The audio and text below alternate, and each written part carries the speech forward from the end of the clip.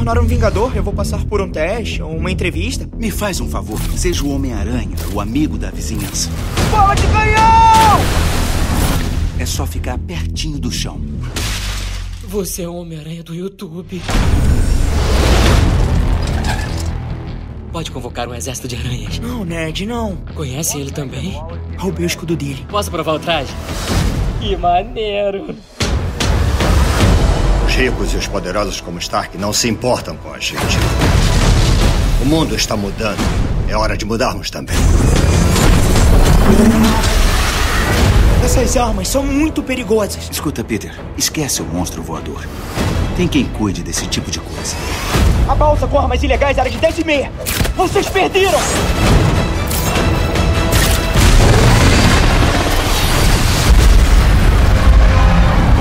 Não.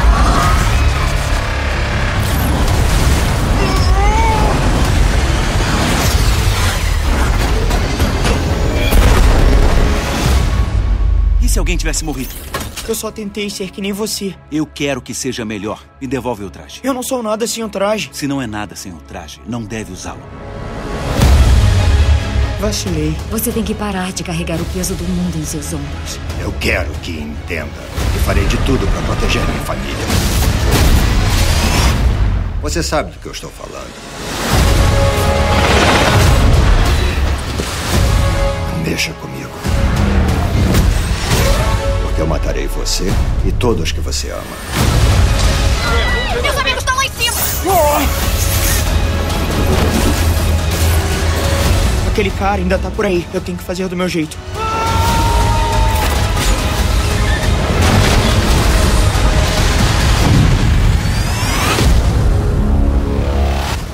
Não faça nenhuma idiotice.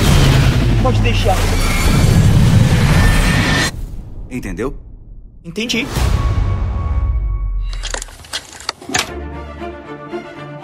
Em um mundo de fantasia. Na verdade, é na internet. Em que os filmes são analisados. Também tem biografia, entrevista, debate, um monte de coisa, né? Sim, um podcast se destaca. Podcast Cinemação. Só no cinemação.com.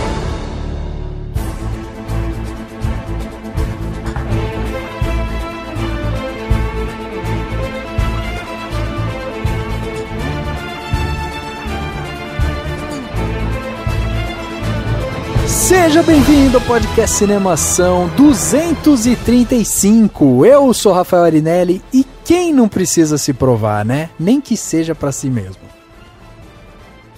Eu sou Daniel Cury e eu tava vendo um pornô. Que? Não, tem isso no filme. Entendeu? Tem isso no referência, filme. Eu demorei Referência. de propósito. Só pra você entender, não foi falha do Skype. Caralho, eu já tava olhando a conexão aqui, mano. Já tava, porra, caí. E eu sou o Antônio Xaxim Dias. E hey ho, let's go, gente. Meu nome é Lucas Albuquerque e Homem-Aranha curtindo na vida doidado. Olha aí, muito bem. Estamos hoje aqui reunidos nesse podcast 235 para conversar sobre o Homem-Aranha de Volta ao Lar, o novo filme aí do Homem-Aranha, agora produzido pela Marvel Disney, né? A volta dele ao lar. Marvel. Marvel. Um duplo sentido, né? Porque tem, obviamente, toda a parte da história, né? Que brinca um pouco com isso, mas tem também toda essa questão envolvendo os estúdios e tal. Então teve essa brincadeira. E pra gente bater um papo sobre esse filme, a gente tem aqui o Antônio Xaxim Dias, o Lucas Albuquerque, lá do nosso querido cinemação.com, nossos autores. O Xaxim representando aqui, né? A trupe do Superação, que hoje você foi abandonado, hein, Xaxim? Puta merda, hein? Não, mas eu dou conta. Homem-Aranha eu dou conta. Homem-Aranha eu dou conta. O que eu gosto. o gibi que eu mais li na vida foi Homem-Aranha. Aí sim. Agora sim. De firmeza, falei, nossa senhora. Já achei que eu ia falar assim, agora. Já ia mandar um assim, nossa, Xaxim vai ter que representar e tal. E ele já veio. Já veio e falou, eu mato no peito isso daqui. Não, Homem-Aranha eu dou conta. Ixi, opa. E aí a gente trouxe, né, pra fazer parte do Superação, o nosso querido Lucas Albuquerque, que vai representar aqui também um herói, né, que veio nos trazer toda a sua visão de raio-x pra esse filme. Ah, gostou da referência agora? Nossa. Foi tipo aquece e entra, né? Aquece e entra. Mas vamos em busca dos 3 pontos, porque o professor... E hoje, nesse papo fantástico que vamos ter aqui sobre Homem-Aranha de Volta ao Lar, vamos dar spoilers, né? Então você que tá aqui escutando a gente, que acompanha o Cinemação, sabe que não nos prenderemos, vamos falar tudo e mais um pouco sobre esse filme. Por isso, se você não assistiu Homem-Aranha de Volta ao Lar, pula esse podcast ou escuta só o Repercussão, vai pro plano detalhe, depois volta aqui mais tarde e tal, não deixe de acompanhar a gente, ou escuta, né, o nosso último podcast quando a gente fez a entrevista lá com o Fernando Alves Pinto, uma entrevista muito bacana, mas tome cuidado com os spoilers que vamos falar aqui. Então, vamos bater esse papo sobre o Homem-Aranha de Volta ao Lar logo depois do quadro Repercussão. Confira o que rolou durante a semana. Eu começo. Agora no Repercussão.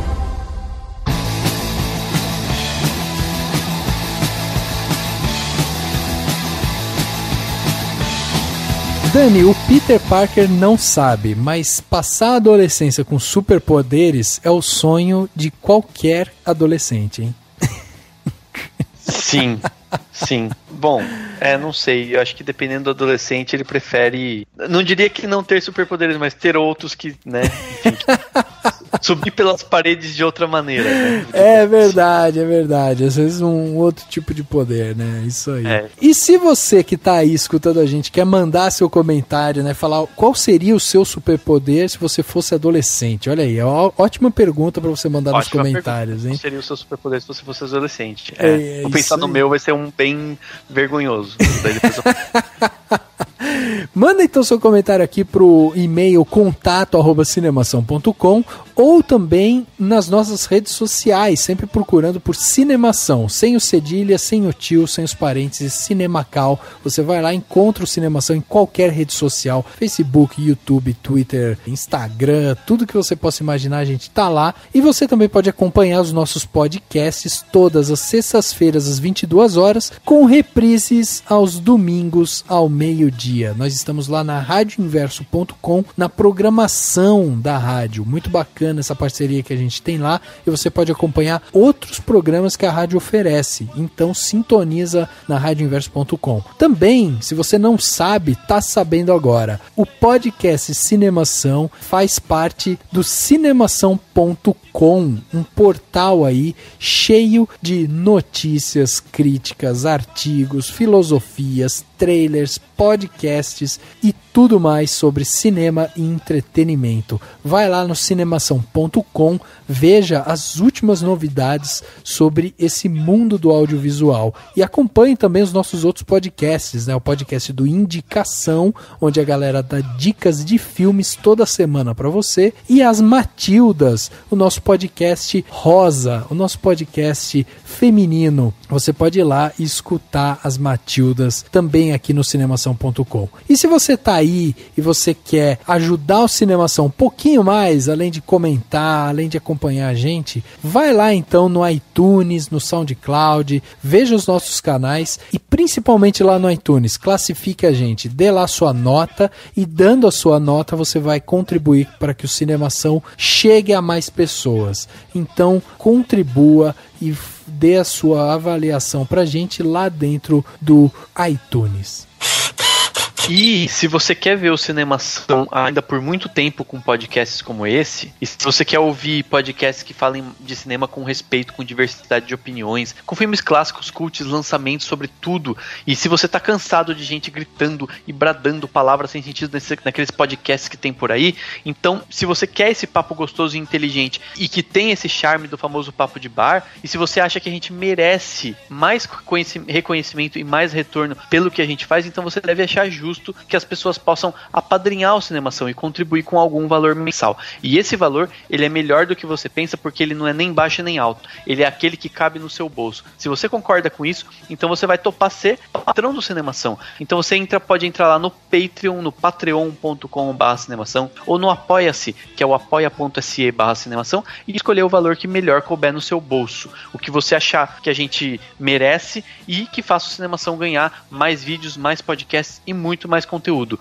E sabe quem que tá fazendo isso? Já hoje. São várias pessoas, incluindo o Alberto Marinho Camilo, o Diego Lima, a Fernanda Siqueira, o Fernando Machado, a Tamires Porto e o Thierry Penteado e a Tatiane Nantes. Então, se você quiser se juntar a eles, só ser um patrão do Cinemação no Patreon ou no Apoia-se. E chegando aqui na parte onde as pessoas saíram dos seus armários, né, mandaram seus comentários aqui pra gente, a gente tem 2 comentários muito legais que chegaram durante a semana, e um deles foi no podcast 223, O Sol é para Todos. Olha aí, o clássico, né, o clássico que a gente fez esse ano. A gente precisa fazer até mais, hein, Dani, que a gente não fez muitos clássicos esse ano, hein? Exatamente, precisamos fazer mais, vamos colocar aqui na nossa lista, e o legal é que o comentário é da Tatiane, que é a nossa patroa, nossa Exato, isso aí. madrinha, patronessa, apoiadora, apoiadora, o nome que você quiser dar. É isso aí. E aí a Tatiane, né, que é de Niterói, do Rio de Janeiro, ela escreveu o seguinte: olá pessoal, eu adorei o programa em que houve a discussão sobre o filme O Sol é para Todos. Eu confesso que já tinha assistido o filme e não tinha prestado atenção em algumas perspectivas que vocês trouxeram durante o debate. Como disseram, o filme é super atual e reflete o quanto a humanidade caminha tão lentamente em algumas questões e em outras é incrivelmente veloz. Continuem com o podcast. Tchau! Olha aí então. A Tatiane mandou, e é muito legal isso, né? Assim como a gente vai fazer hoje aqui, hoje a gente tá falando de um filme, um blockbuster e tal, e aí o público tá indo no cinema, né? Tá consumindo esse filme agora, então é um assunto muito atual. Mas do mesmo jeito que a gente olha aqui, e aí a gente analisa o filme como a construção dos personagens, como que a história se desdobra, né? Pra outros pontos e tal, é legal a gente ver filmes antigos, principalmente assim com temas mais profundos, como é o caso do Sol para Todos, e como a gente consegue extrair mensagens e olhares ali dentro desse filme que faz com que a gente agregue valor, né, àquela obra, e isso ajuda a gente também a crescer como pessoa, né, Dani? Exatamente, e ainda trazendo visões diferentes. Muito dos méritos desse podcast são da Angélica Hellish, que gravou com a gente e que trouxe uma visão super legal, e a gente tenta sempre trazer pessoas que tenham visões diferentes, né, e que possam contribuir para enriquecer ainda mais, né, as nossas análises desses filmes, né? É isso aí, é isso aí. E eu tenho um comentário aqui do Bruno Sork. O Bruno Sork já gravou, inclusive, um podcast com a gente. Ele comentou numa crítica que eu escrevi, na crítica do filme Castelo de Areia, que é o primeiro filme americano dirigido pelo Fernando Coimbra, né? E foi uma crítica, só pra vocês terem uma ideia, eu dei uma nota 3, né? Pro filme. E o Bruno Sork comentou o seguinte: comecei a assistir esse filme muito por acaso, gosto da temática, mas quando vi que se tratava do Fernando Coimbra, assumo que me ajeitei na poltrona e fiquei ansioso para experimentar toda essa experiência da obra. Eu acho que a nota se encaixa perfeitamente. O Coimbra traz a visão de quem sofre, nada e nada pra morrer na praia, e Curi está certo, não há romance, mas o que infelizmente falta é talvez um pouco desse filme é peso. O filme de uma forma geral se tornou leve, não sinto tanto drama, tanta violência, tanta necessidade social como esse filme pode trazer. O Cavill, como sempre, está ok, até carismático de alguma forma. Se esperava mais o protagonismo do Holt, né, o Nicholas Hoult, que faz o protagonista do filme, mas ainda assim está bem no papel. E minha maior decepção foi o Marshall Green, o Tom Hardy genérico, que sempre me traz personagens que eu gosto de alguma forma. Aqui foi tão superficial e sem entrega, que chegava a me tirar do filme, o que é uma pena. Mas parabéns pelo texto, pessoal do Cinemação. Agradecer aqui o comentário do Bruno, foi bem legal, e achei bem legal legal que ele enriqueceu a crítica, né? Ele falou sobre os atores, né? A atuação dos atores que estão no filme, né? Uns estão ok, e o Marshall Green, né? Realmente tem uma personagem que talvez não precisasse, não sei. Eu não me incomodei tanto, mas o Bruno se incomodou, e achei bem legal esse comentário. Acho que acrescenta bastante a crítica e é um incentivo também para as pessoas que não assistirem o Castelo de Areia, porque tá na Netflix, né? O filme tá aí pra quem quiser ver na Netflix. Vou te falar, Dani, que eu assisti Castelo de Areia, achei o filme bem chatinho, viu? Putz, eu achei ele bem, assim, é uma coisa pra você realmente se degustar, não é uma coisa assim que, né, porque você vê filme de guerra, você vê diretor brasileiro, ele tem alguns ganchos ali que chamam a atenção realmente da audiência, mas não é uma coisa pra você esperando chegar lá e você vai ver um Resgate do Soldado Ryan, é uma coisa muito mais contemplativa. Claro, eu gosto muito de filmes assim, eu particularmente, eu gosto do Guerra ao Terror, né, que eu sei que você não gosta muito. Eu gosto do Jarhead, lá, aquele Soldado Anônimo, se eu não me engano, que é um filme com o Jake Gyllenhaal, que também é um pouco mais parado.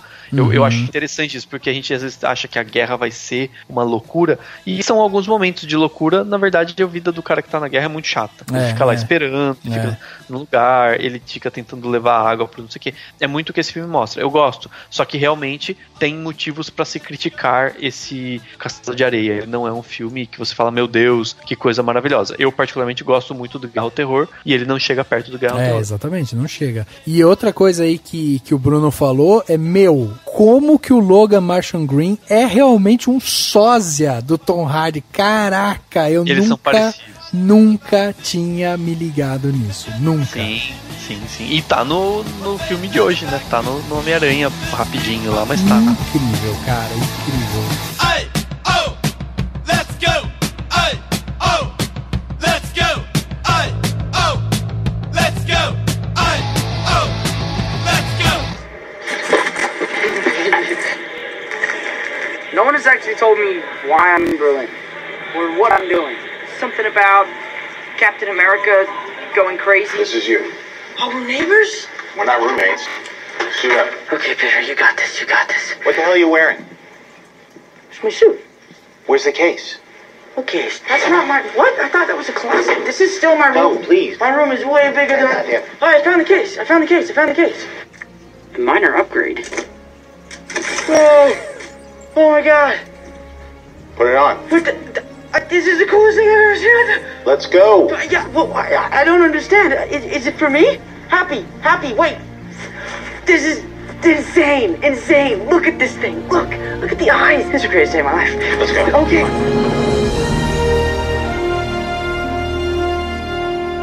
Chegava aos cinemas no dia 6 de julho de 2017 o novo filme do Homem-Aranha, intitulado aqui no Brasil, né, como Homem-Aranha de Volta ao Lar. Esse filme que veio coroar o Homem-Aranha justamente no universo Marvel, que estava sendo construído lá pela Disney Marvel, e aí todo mundo ficava falando, pô, mas tem que ter o Homem-Aranha, vai ter Guerra Civil, não vai ter Homem-Aranha, não sei o que. Os caras lá no 45 do segundo tempo resolveram ir lá e trazer esse personagem pra casa, fizeram um acordo lá com a Fox, né? Foi com a Fox ou com a Sony? Sony, né?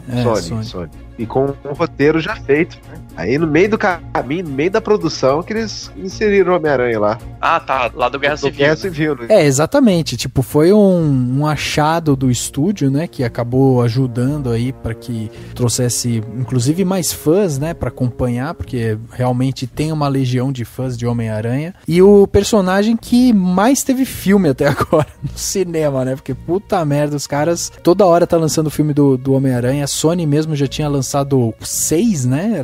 Foram 5, né? 5. Acho que se parar pra pensar, talvez o Batman tenha tido mais filmes, mas foi ao longo de muito tempo, né?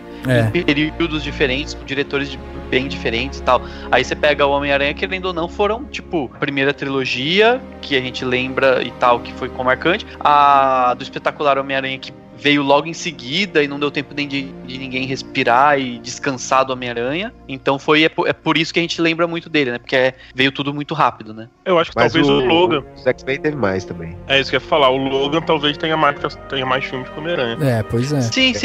Mas dentro de um universo diferente, eu acho. Acho que ele cabe, assim, assim, ninguém reclama, né? Fala, nossa, tem muito filme do Wolverine. Não, mas a questão não é essa. A questão é que, assim, o Wolverine muitas vezes tá contido junto com os X-Men. Só do Homem-Aranha na Marvel, assim, vamos dizer, filme de um único herói é do Homem-Aranha que tem mais, dentro da Marvel.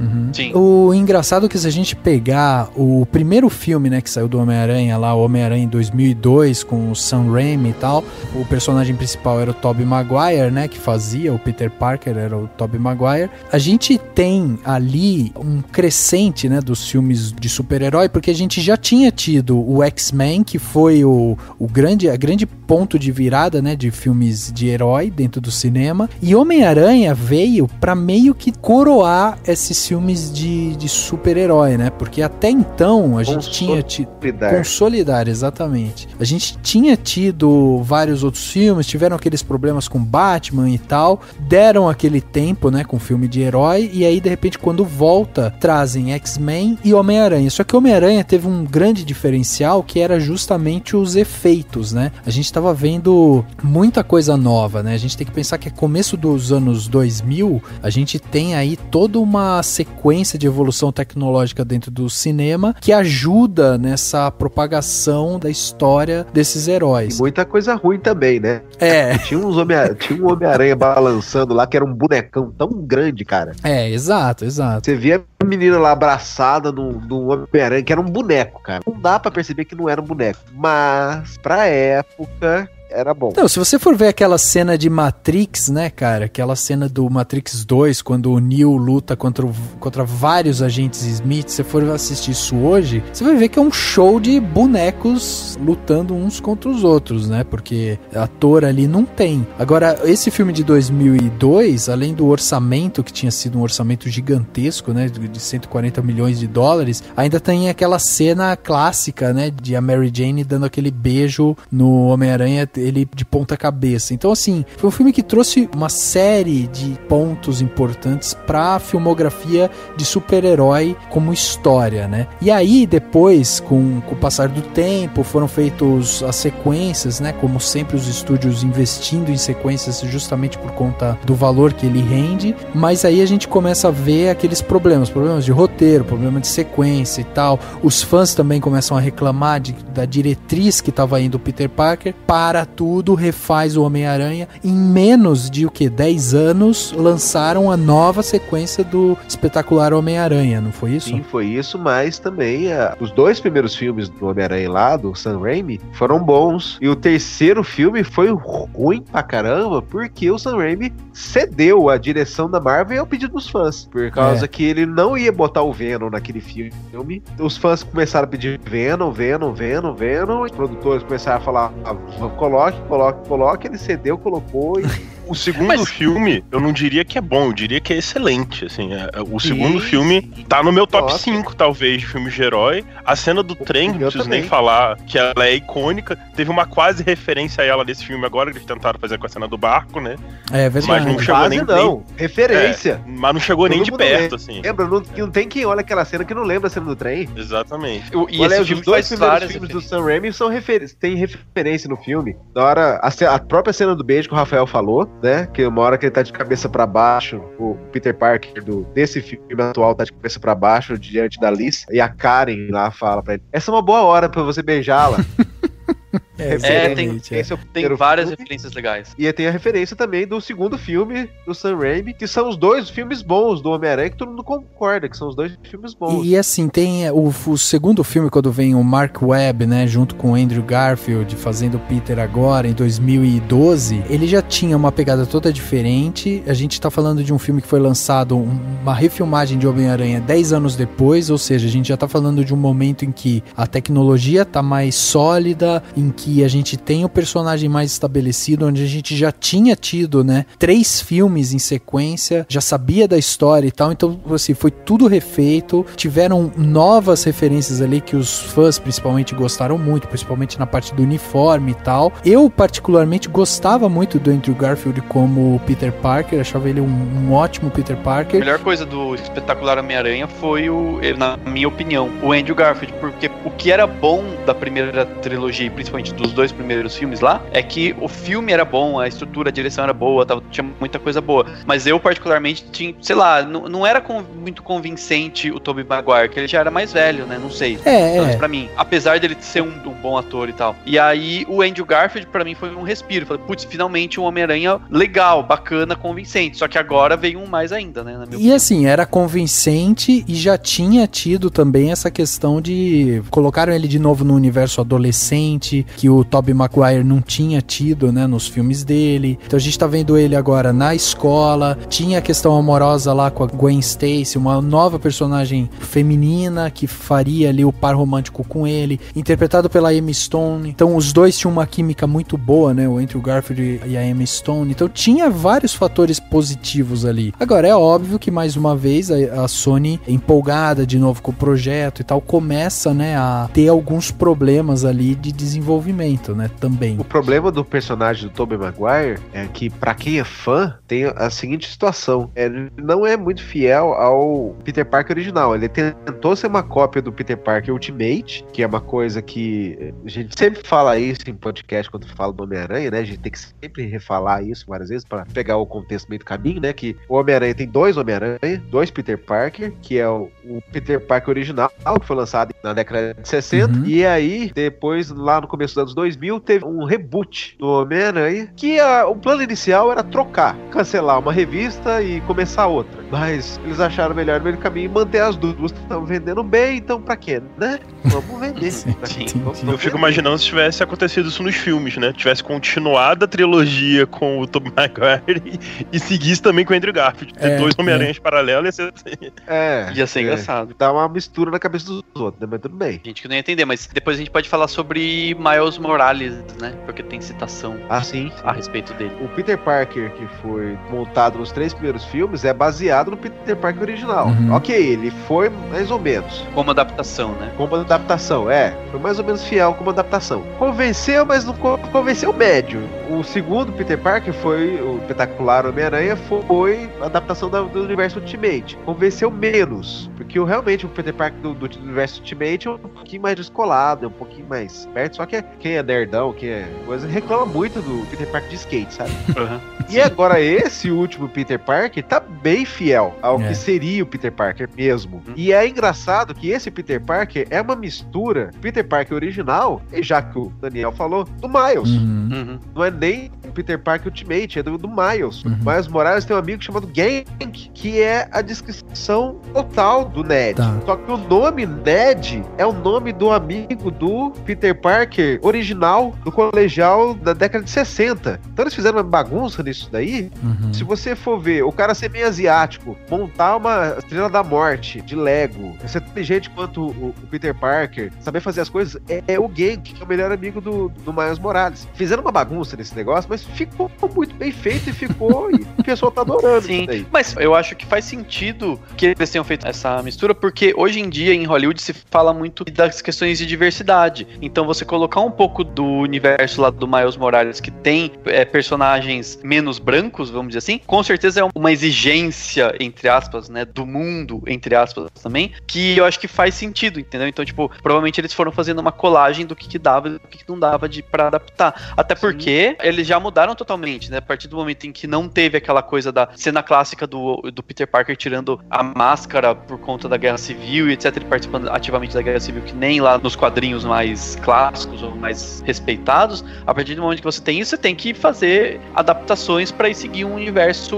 cinematográfico diferente. O que é até bom, porque daí você não tem um universo cinematográfico tão fiel aos quadrinhos. Na minha opinião, é até legal você ter essas diferenças pra você ir comparando e criando novidades, senão pro fã não vai ter nada de novo, né? Fora que dentro da história que a gente viu de agora do Homem-Aranha de Volta ao Lar, é todo esse ambiente que você comentou, Dani, da diversidade, a gente vê isso estampado principalmente na escola dele, né? A gente tá vendo o par romântico dele, uma menina negra, o amigo dele tem lá seus traços hispânicos, asiáticos. Não, mais asiático.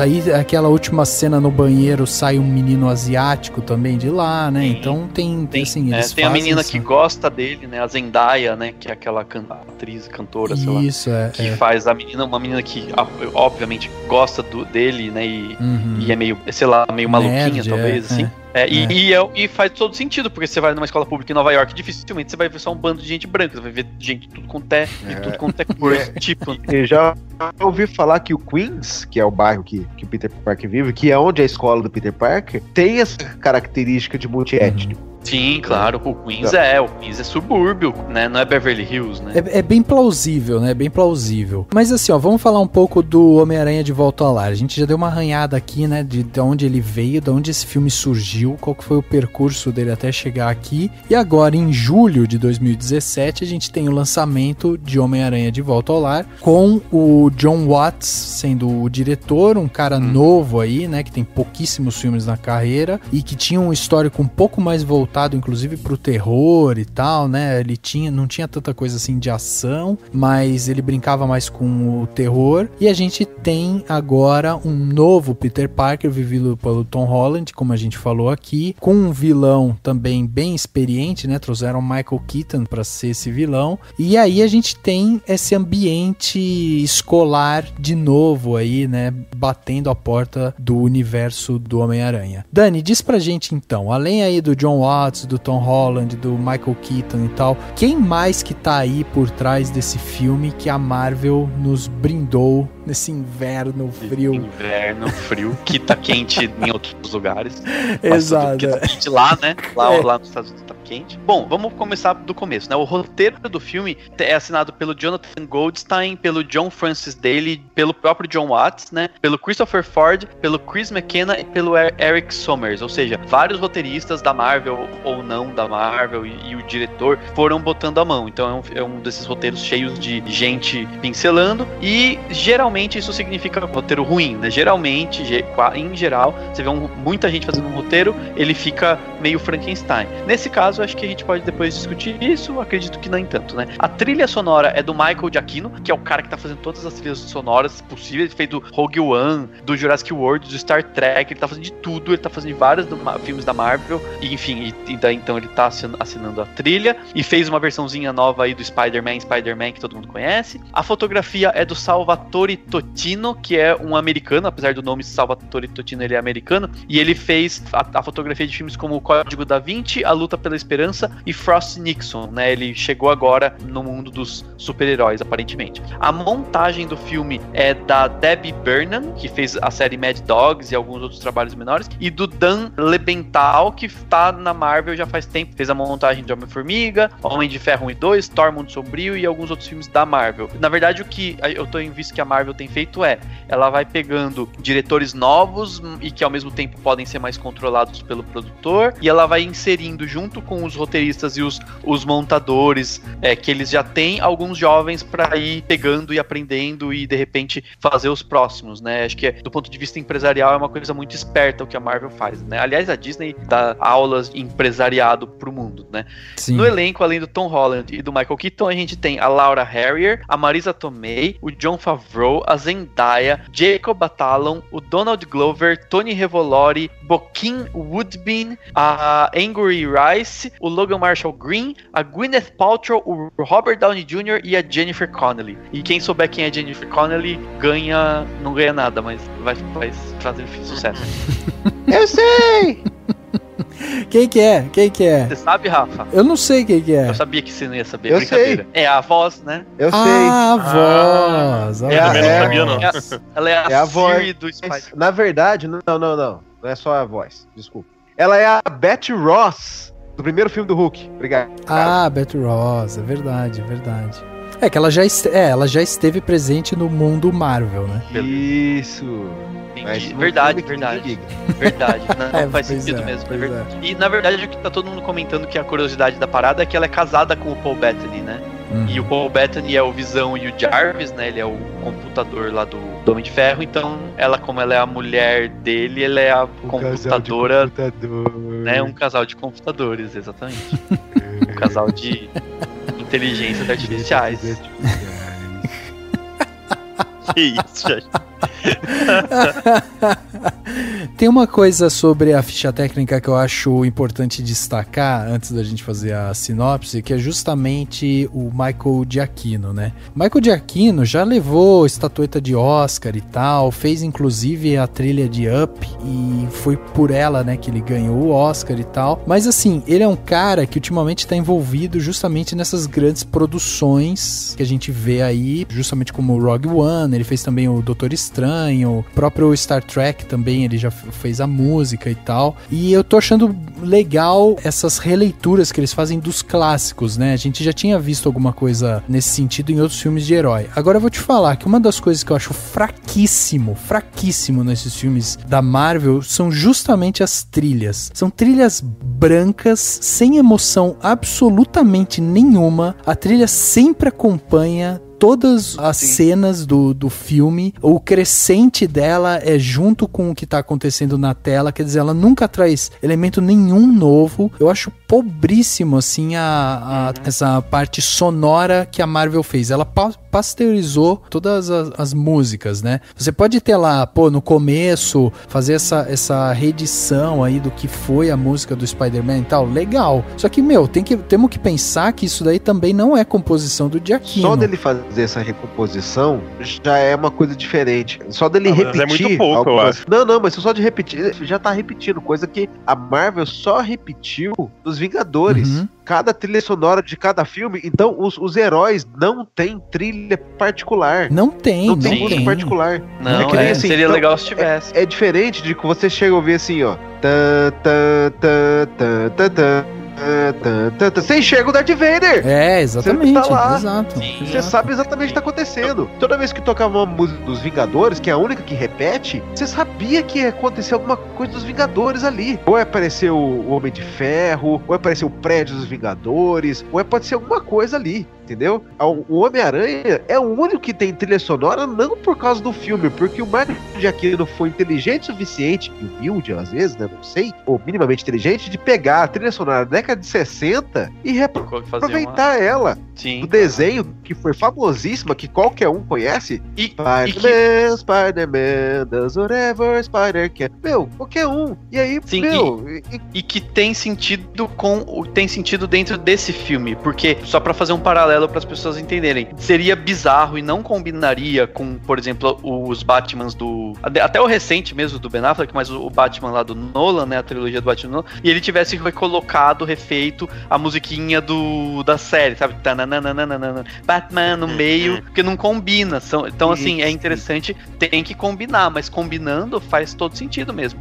Mas, tipo, tirando isso, o que eu sei, que eu já vi de informação, é que o que a Marvel faz, e não só a Marvel, várias outras filmagens fazem isso, o diretor pega, seleciona um monte de música, faz o filme com uma trilha prévia, sabe assim, uma trilha falsa, e aí ele entrega pro compositor, e o compositor tem que fazer uma trilha seguindo praticamente aquilo que o diretor meio que mandou. E os grandes filmes, os filmes que ganham destaque na trilha sonora e que têm trilhas consideradas boas, geralmente, quase todos são feitos quase que o contrário. O diretor entrega, conversa com o compositor, e o compositor vai lá e se vira, entendeu? Isso, então é aí que o filme ganha. E os filmes da Marvel não estão sendo feitos assim, estão sendo feitos num processo meio industrial e pasteurizado mesmo, aquela coisa que daí por isso você não tem nada marcante, né? Então, a Marvel, eu acho que ela se apoia muito no rosto dos atores. Então a gente faz muita associação do Homem de Ferro com o Robert Downey Jr., do Chris Evans com o Capitão América, Scarlett Johansson com a Viúva, e então ele deixa a trilha um pouco de lado, porque sabe que os atores vão garantir. De certo modo, pro grande público, isso dá certo, né? Você não vai ver na rua alguém reclamando que a Viúva Negra não tem tema,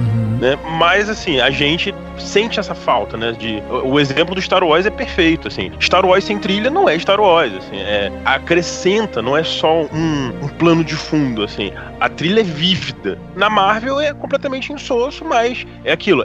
Pro bem ou pro mal, é a fórmula Marvel, né? Sim, claro. É que poderia ser um momento de algo a enriquecer. Não é que... Tipo, é diferente de um roteiro muito mal feito que você fala, nossa, esse filme é ruim. Não, ninguém olha pro filme e fala, esse filme é ruim porque a trilha não me encantou. Mas, tipo, poderia ser algo pra enriquecer ainda mais os filmes e não tem isso, né? A única trilha memorável é Guardiões da Galáxia, porque não tinha como também, né? a trilha não ser boa daquele filme. Né? Então, mas é porque. Exatamente. Mas é o já feito, né? A música pronta, não é a. Sim. Não é um compositor que falou, nossa, vamos fazer uma trilha que todo mundo vai lembrar de Guardiões por causa dessa música, tema, entendeu? O set list é que foi bom, né? Não a trilha incidental. Exatamente. Isso, o set list. Exatamente.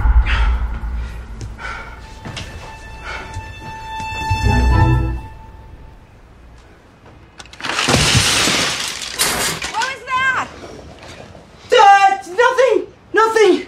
You're the Spider-Man from YouTube. I'm not. You were on the ceiling. I wasn't. Ned, what are you doing in my room? Man, let me in. You said we're gonna finish the Death Star. She doesn't know. Nobody knows.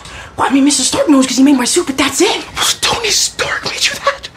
Are you an Avenger? Yeah, basically.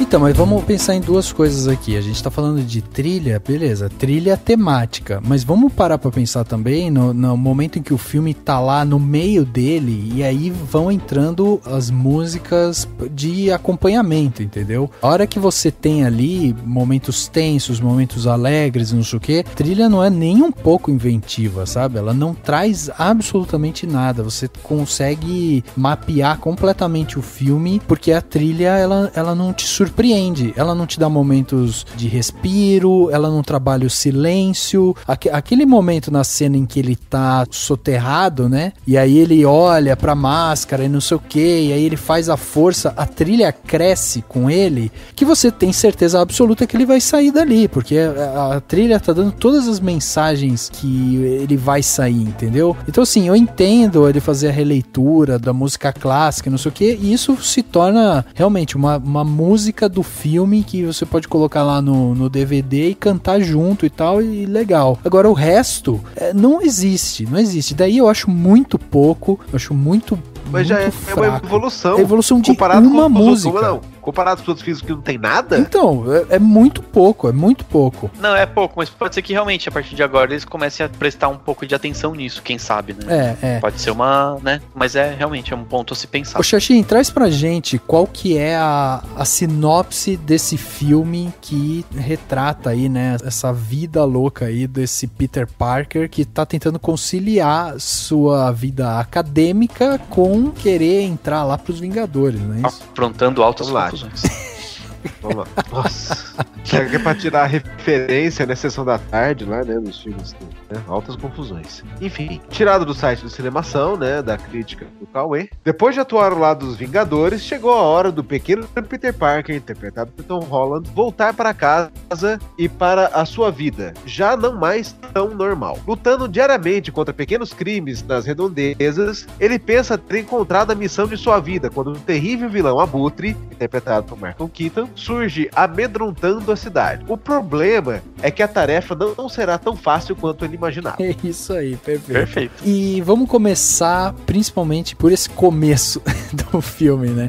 A gente tem o diretor querendo posicionar a gente exatamente na timeline do que aconteceu no universo Marvel. Ou seja, a gente começa o filme entendendo quem é esse personagem do Michael Keaton, né? Que vai se tornar o Abutre, como ele se tornou, da onde que veio e tal. E aí o filme vai pincelar o primeiro Vingadores, né, quando tem aquela invasão alienígena e tal, e aí o personagem do Michael Keaton faz lá um operário que tá reconstruindo alguns destroços em Nova York e tal, e a gente já começa a ver ali que o filme já foi pincelar alguma coisa dentro do universo Marvel. Em seguida, a gente tem outro pincelamento aí, quando passa exatamente por onde estava o Peter Parker durante esse período ali, né? Então você tem ele chegando, conhecendo lá os Vingadores e tal, sendo recrutado e tal, uns bastidores do que a gente não viu no Guerra Civil, a gente tem um arranhão ali pra gente entender mais ou menos como que o Peter Parker chegou até ali.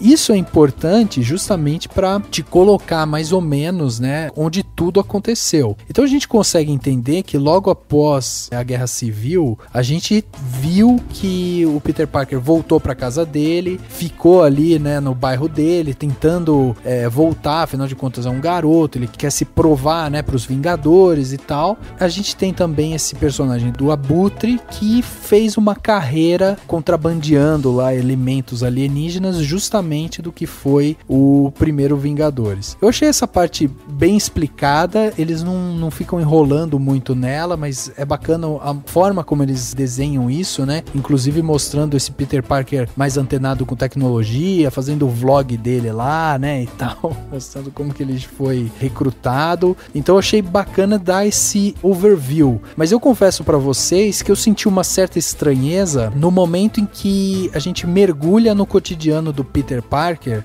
e aí a gente vê que ele parecia que no Guerra Civil ele tinha muito mais consciência dos poderes dele, sabe? Ele tava muito mais sóbrio, ele tava muito mais maduro em relação aos poderes dele do que agora. Isso me gerou uma estranheza, não sei se vocês sentiram isso, porque agora às vezes me dá a sensação de que ele ainda tá se experimentando em algumas coisas. Só que quando eu vi ele lutando no Guerra Civil, eu vi um Homem-Aranha ágil, rápido, com soluções de uma pessoa que já sabe mais ou menos os seus limites, entendeu? E aqui nesse filme eu consegui ver que ele ainda não tá totalmente maduro, então me gerou uma estranheza, não é um problema pra mim, mas eu senti um pouco dessa diferença de tom do personagem, como se em Guerra Civil ele fosse quase que uma solução, e agora que a gente mergulha nele, ele não é tão uma solução, ele ainda tem alguns problemas, entendeu? Eu acho que a única explicação que poderia ter seria que ele tava totalmente guiado e orientado pelo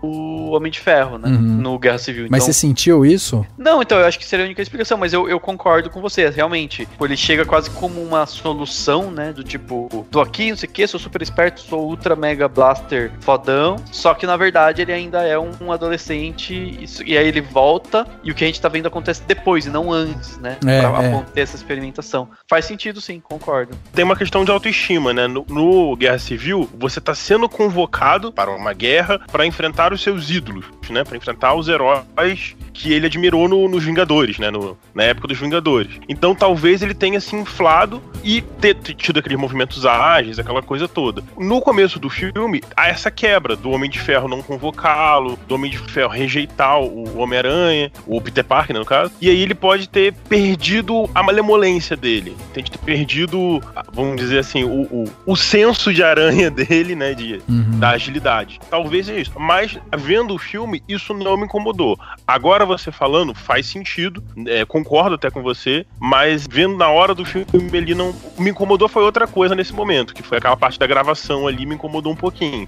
Mas a agilidade ou a falta da agilidade, no momento, não. Mas isso aí é um problema de que você tá fazendo uma comparação com outros filmes. Que, ok, é um universo compartilhado, a própria Marvel induz você a fazer isso, ela quer que você faça isso, até mesmo facilita um pouquinho a vida dela, porque, por exemplo, no próximo filme do Pantera Negra, que vai ser o próximo filme da Marvel que vai sair, né? Se não me engano, é o Pantera Negra. É o Thor, É o Thor Ragnarok, né? Desculpa. Depois é o Pantera Negra. Depois tem Pantera. Eles não vão apresentar o Pantera Negra. O Pantera Negra já está lá, ele já existe. Ele já foi apresentado, tá? Ele já foi apresentado no América Guerra Civil. Já está lá. Como mesmo que aconteceu do Homem-Aranha. Apresentaram apresentaram dois personagens no mesmo filme. Então não precisa ficar apresentando ele. Já apresentou o pai, já apresentou todo mundo. A Marvel induz você a fazer isso. Mas se você for avaliar, comparar os filmes que a gente acaba fazendo, esses pessoas mais tenadas nisso, que eu particularmente não liguei, já disseram que esses 7 anos que passaram no filme do Homem-Aranha não passaram nos outros filmes. O tempo que passou nos outros filmes foi bem menos. Não encaixa a cronologia. Então não tem como encaixar esse tempo todo. Já disseram isso. E certamente é erro de roteiro. Então, passou no mão de um monte de gente, esquecendo esse detalhe. Quer dizer...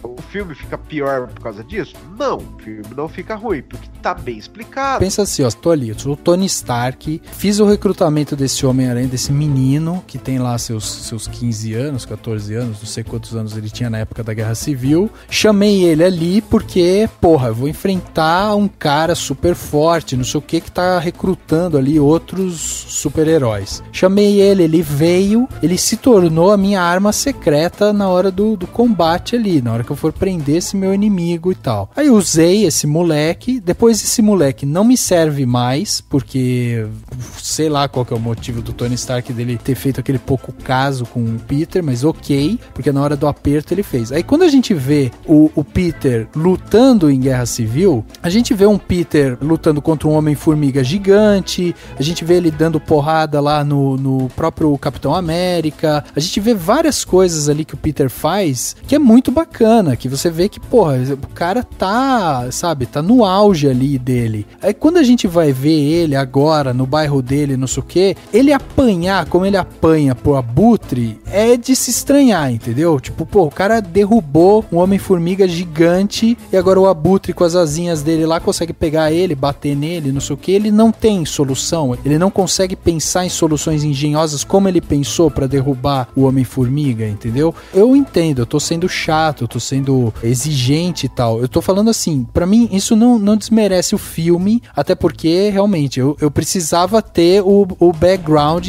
da Guerra Civil pra fazer esse comentário. Agora, tendo o background e olhando dessa forma, eu sinto essa estranheza, mas não tiro o ponto do filme por isso, entendeu? Indo nessa linha de obra única ou não, toda essa cena dos bastidores dele filmando é muito engraçada, de você ver, ressignifica as cenas do Guerra Civil. Porém, eu fico imaginando quem chegou de paraquedas nesse filme do Homem-Aranha, que eu acredito que sejam poucas pessoas, ficou completamente perdido. Pra que serve essas cenas? Essas cenas são completamente inúteis dentro desse contexto dessa obra única. Por um universo compartilhado, palmas para Marvel. Mérito deles total, assim. Até acrescenta ao universo esse tipo de coisa. Mas como obra única, não faz sentido. Toda a participação quase do Tony Stark nesse filme, como obra única, não faz sentido. A do rap ou a menina no final. A Gwyneth Paltrow. Pepper Potts. Isso, exato. A participação dela fica, ué, o que isso tá fazendo aqui, entende? Não faz sentido nenhum. Aí vai aquela pergunta, esse filme, ele tem que ser encarado como uma continuação por fazer parte do universo, ou a gente pontua ele como obra única? Eu pergunto pros universitários. No texto que eu botei no Cinemação, eu coloquei isso como um ponto positivo e negativo. Eu fiquei em cima do muro nessa.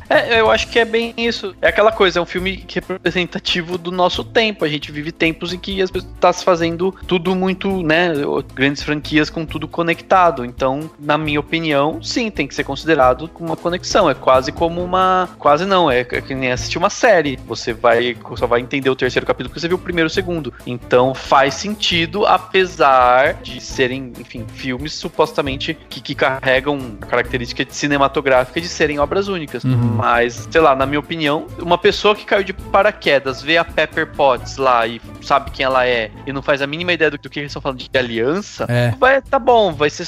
Não sei, eu não consigo imaginar alguém que vê esse filme de caindo de paraquedas e não perceba que é uma continuação, sabe? Não perceba que faz parte de um mundo maior, mesmo que ela não tenha visto. Na verdade, se você for um alienígena que não mora no planeta Terra e nunca assistiu um filme do Homem-Aranha, nunca li um gibi do Homem-Aranha, você vai ficar curioso pra saber como ele conseguiu os poderes dele, como fez essas coisas. E graças a Deus não falaram nesse filme de novo, obrigado. Mas aí é que tá, o amigo dele faz esse papel do público novato, vamos dizer assim, perguntando, fazendo aquelas perguntas. Pra gente soa como galhofa, como... Até tem a questão lá e a aranha? Ela morreu, ou seja, não quero mais saber daquela aranha. Mas pra um público que tá chegando aqui, faz sentido aquele personagem. Mas é um tipo de coisa que, assim, se você quer curioso, que é fã, tudo mais, você vai querer a origem disso. Mas já apareceu 2 filmes mostrando a origem dele. Chega, ninguém mais quer. Mas que é um exemplo... Mas que é um exemplo que faz sentido, assim, que faz com que o filme funcione como uma obra única, e muitos desses, né, funcionem. Pega o Mad Max Estrada da Fúria, por exemplo. Ele tem cidadelas num lugar inóspito, num ambiente pós-apocalíptico ou o que seja, e você não sabe nada dos personagens. E você fala, dane-se, e você entende o que é preciso entender. Você entende que existe uma espécie de religião por conta do que os caras falam, você entende que o cara é um rei e que todo mundo tem câncer, você entende essas coisas, mas você não vê uma explicação. Agora, vamos parar pra... Imagina se Mad Max fosse uma franquia. É uma franquia, mas os filmes anteriores não explicam esse tipo de coisa. Mas vamos supor que a gente faça um Mad Max Estrada da Fúria 0, Mad Max 2, 3, 4, 5, 20, 28. Nesses, você poderia explicar mais coisas.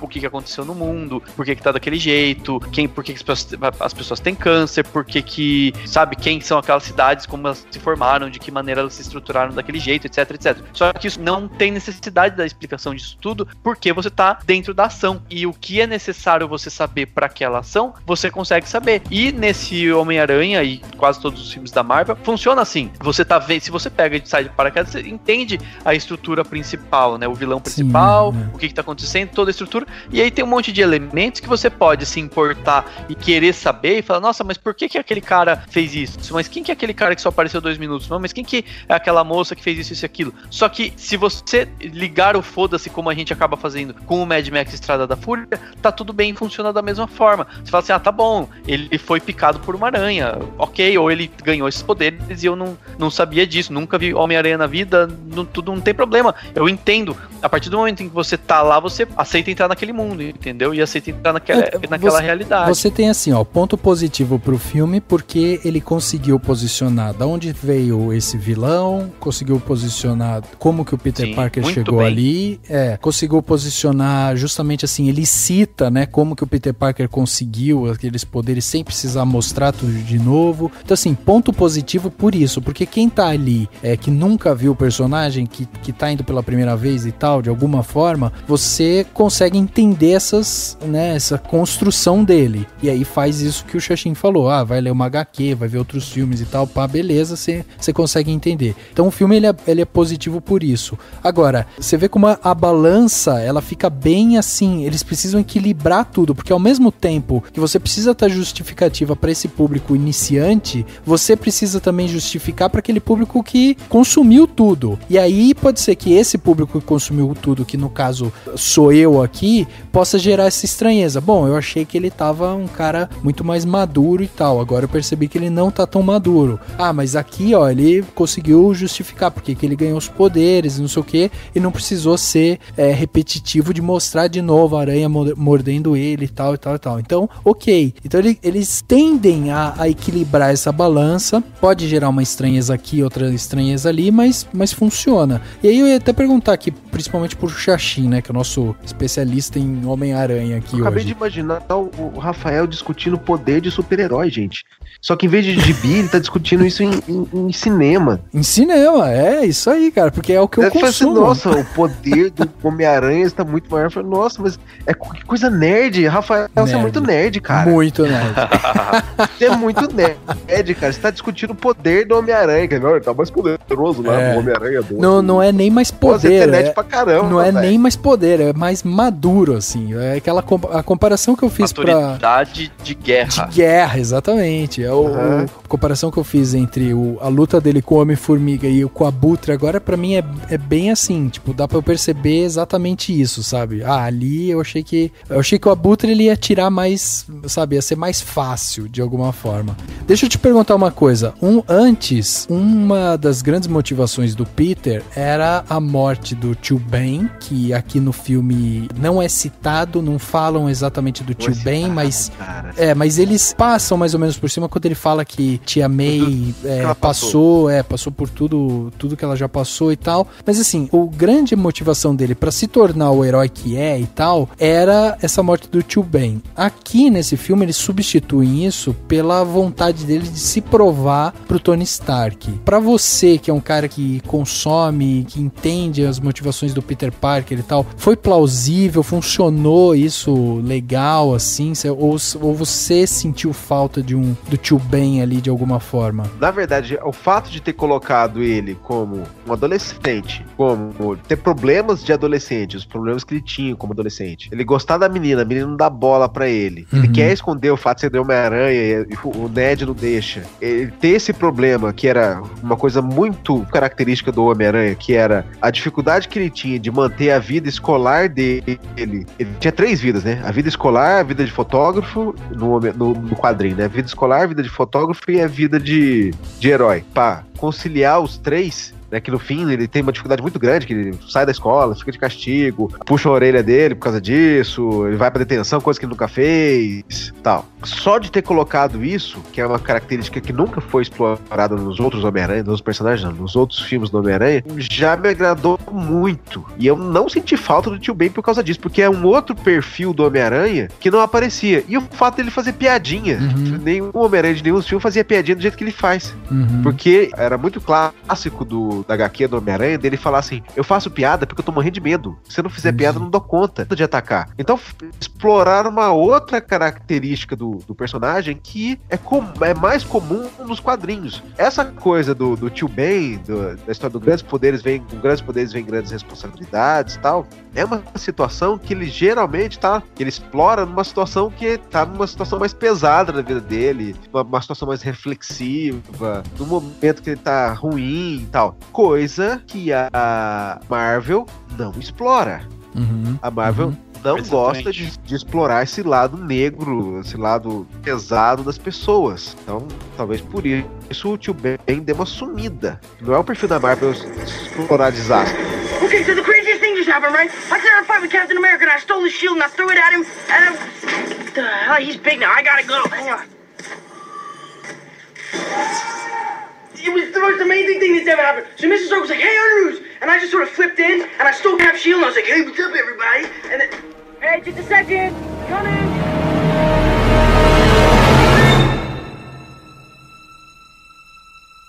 Não citar o tio Ben de alguma forma não enfraquece um pouco a relação dele com a tia May também? Eu acho que mais... Não sei, depende como que ele coloca, caracteriza o personagem, né? O problema maior não é fragilizar o relacionamento. Esse Peter Parker é uma mistura de Homens-Aranha, né? É uma mistura do Miles Morales com o Peter Parker, não é um personagem só. Então, vamos ver que não foi definido ainda o que aconteceu com a tia May. Ele nem chama de tia, ele chama só de May. Nunca aconteceu ele só chamar de May. Tem sempre tia May na história. Tem que ver o que aconteceu. Na hora que eles der o argumento, beleza. Vamos ver se o argumento vai ser bom, vai ser ruim. Tem que esperar. Mas eu acho que eu acho que essa história não caberia um relacionamento da tia May com ele, sabe? Eu acho que seria mais um elemento. Acho que pra proposta da história, pra proposta de ser algo mais voltado pro ambiente escolar, da relação dele tentando ser um super-herói e tudo mais, e a relação de mentor, né, com o Tony Stark, isso tudo já se resolve no filme, já exige muito do filme. Se você colocasse mais a relação dele com a tia May e tudo mais, não ia funcionar. É ruim que, tipo, uma personagem que poderia, e a Marisa Tomei é uma atriz muito boa, tipo, ela poderia fazer boas cenas e tal, mas assim, não caberia. Mas se eles colocaram a Marisa Tomei é porque provavelmente existem planos de explorar isso, né, com ele, assim, essa relação e tal, porque isso pode vir à tona mais pra frente, mas eu acho que não caberia, eu acho que ficaria muita coisa, entendeu? Ficaria aquele filme, tipo, sabe, aquele filme cheio de coisa que no fim das contas não resolve tudo. Homem-Aranha 3?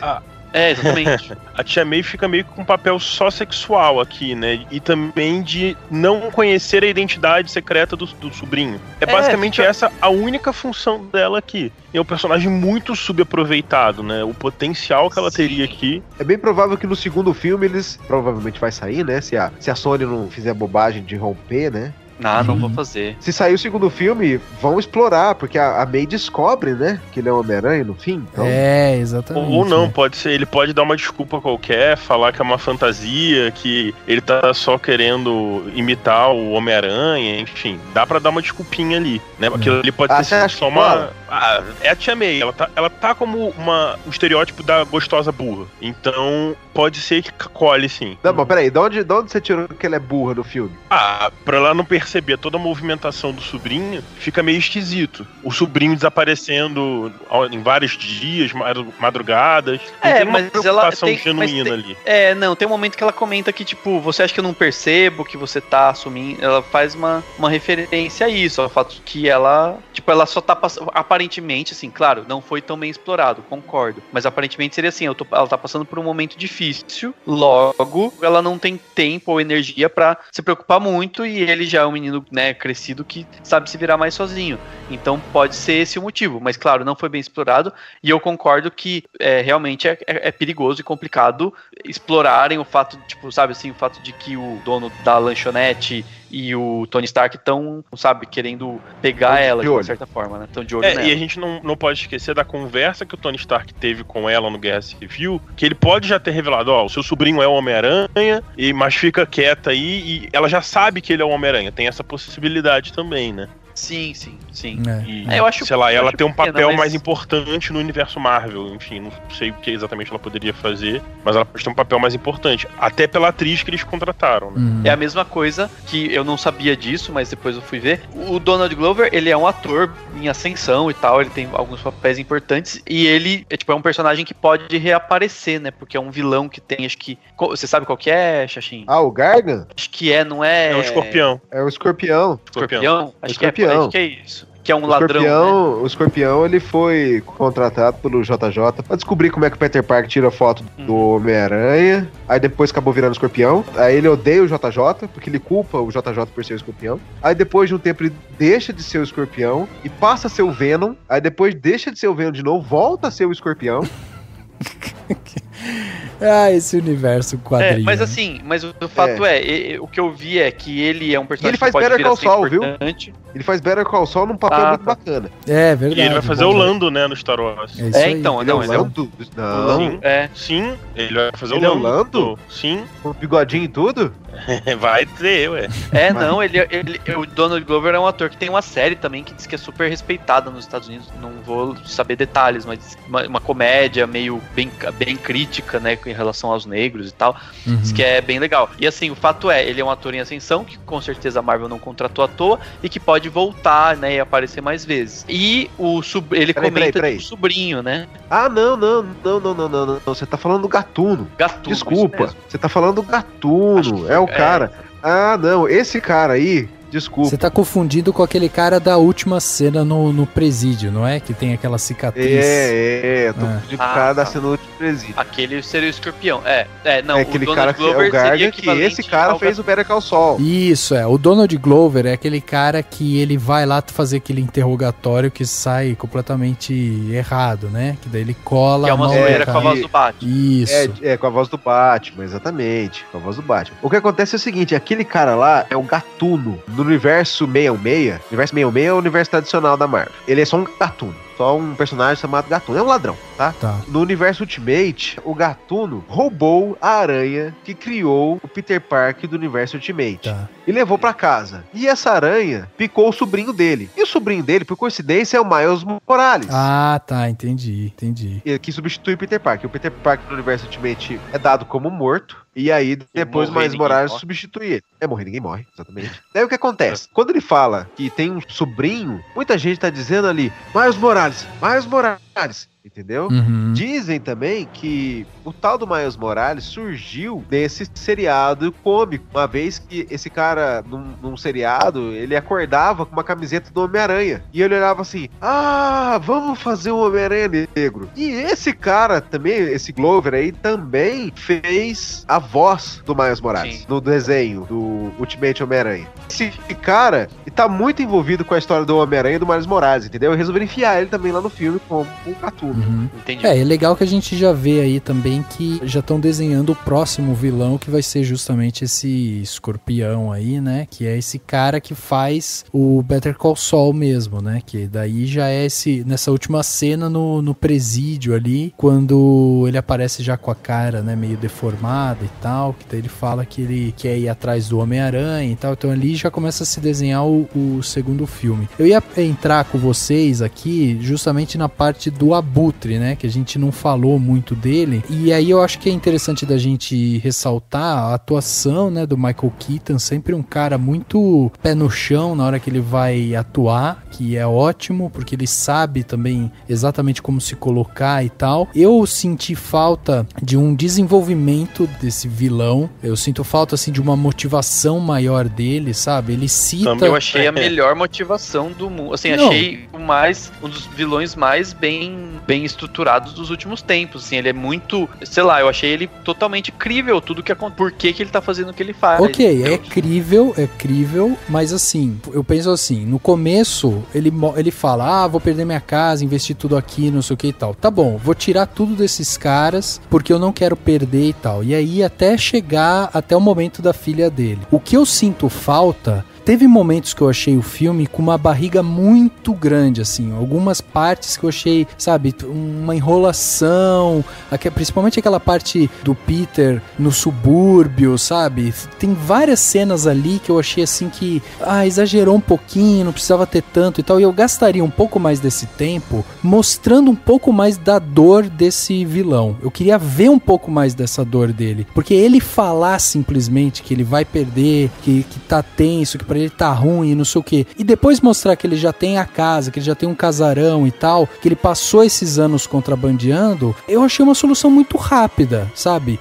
E aí o personagem que é o Peter, que precisa fazer esse desenvolvimento dele ali e tal, eles enrolam um pouco mais. Então assim, eu acho que ele tem uma boa atuação, ele me convence sendo um vilão, ele mostra que ele é um cara que, sabe, que tá ali, que tá se provando, que tá querendo ir atrás do dinheiro dele, que ele é um cara ambicioso e tal, ok, tudo isso eu compro, só que eu não senti toda essa dor que ele me falou no começo. Quando ele fala assim, olha, eu contratei essas pessoas, elas têm família, elas vão perder o emprego, eu também tô assim, eu tô endividado, eu contratei, eu falei, ok, então eu vou sentir um pouco mais da tensão desse cara, do dia a dia desse cara. E aí eu achei que eles não me entregaram isso. Então assim, eu gosto do personagem, mas pra mim eu sinto falta de profundidade nele. Eu não acho ele um personagem 360, não acho. Vamos começar do começo, que o filme inclusive abre com um vilão, uma proposta até um pouco ousada pra Marvel, né, bem interessante. E o vilão, o Michael Keaton, ele cresce ao longo do filme, pra mim, de um jeito que difere muito da Marvel.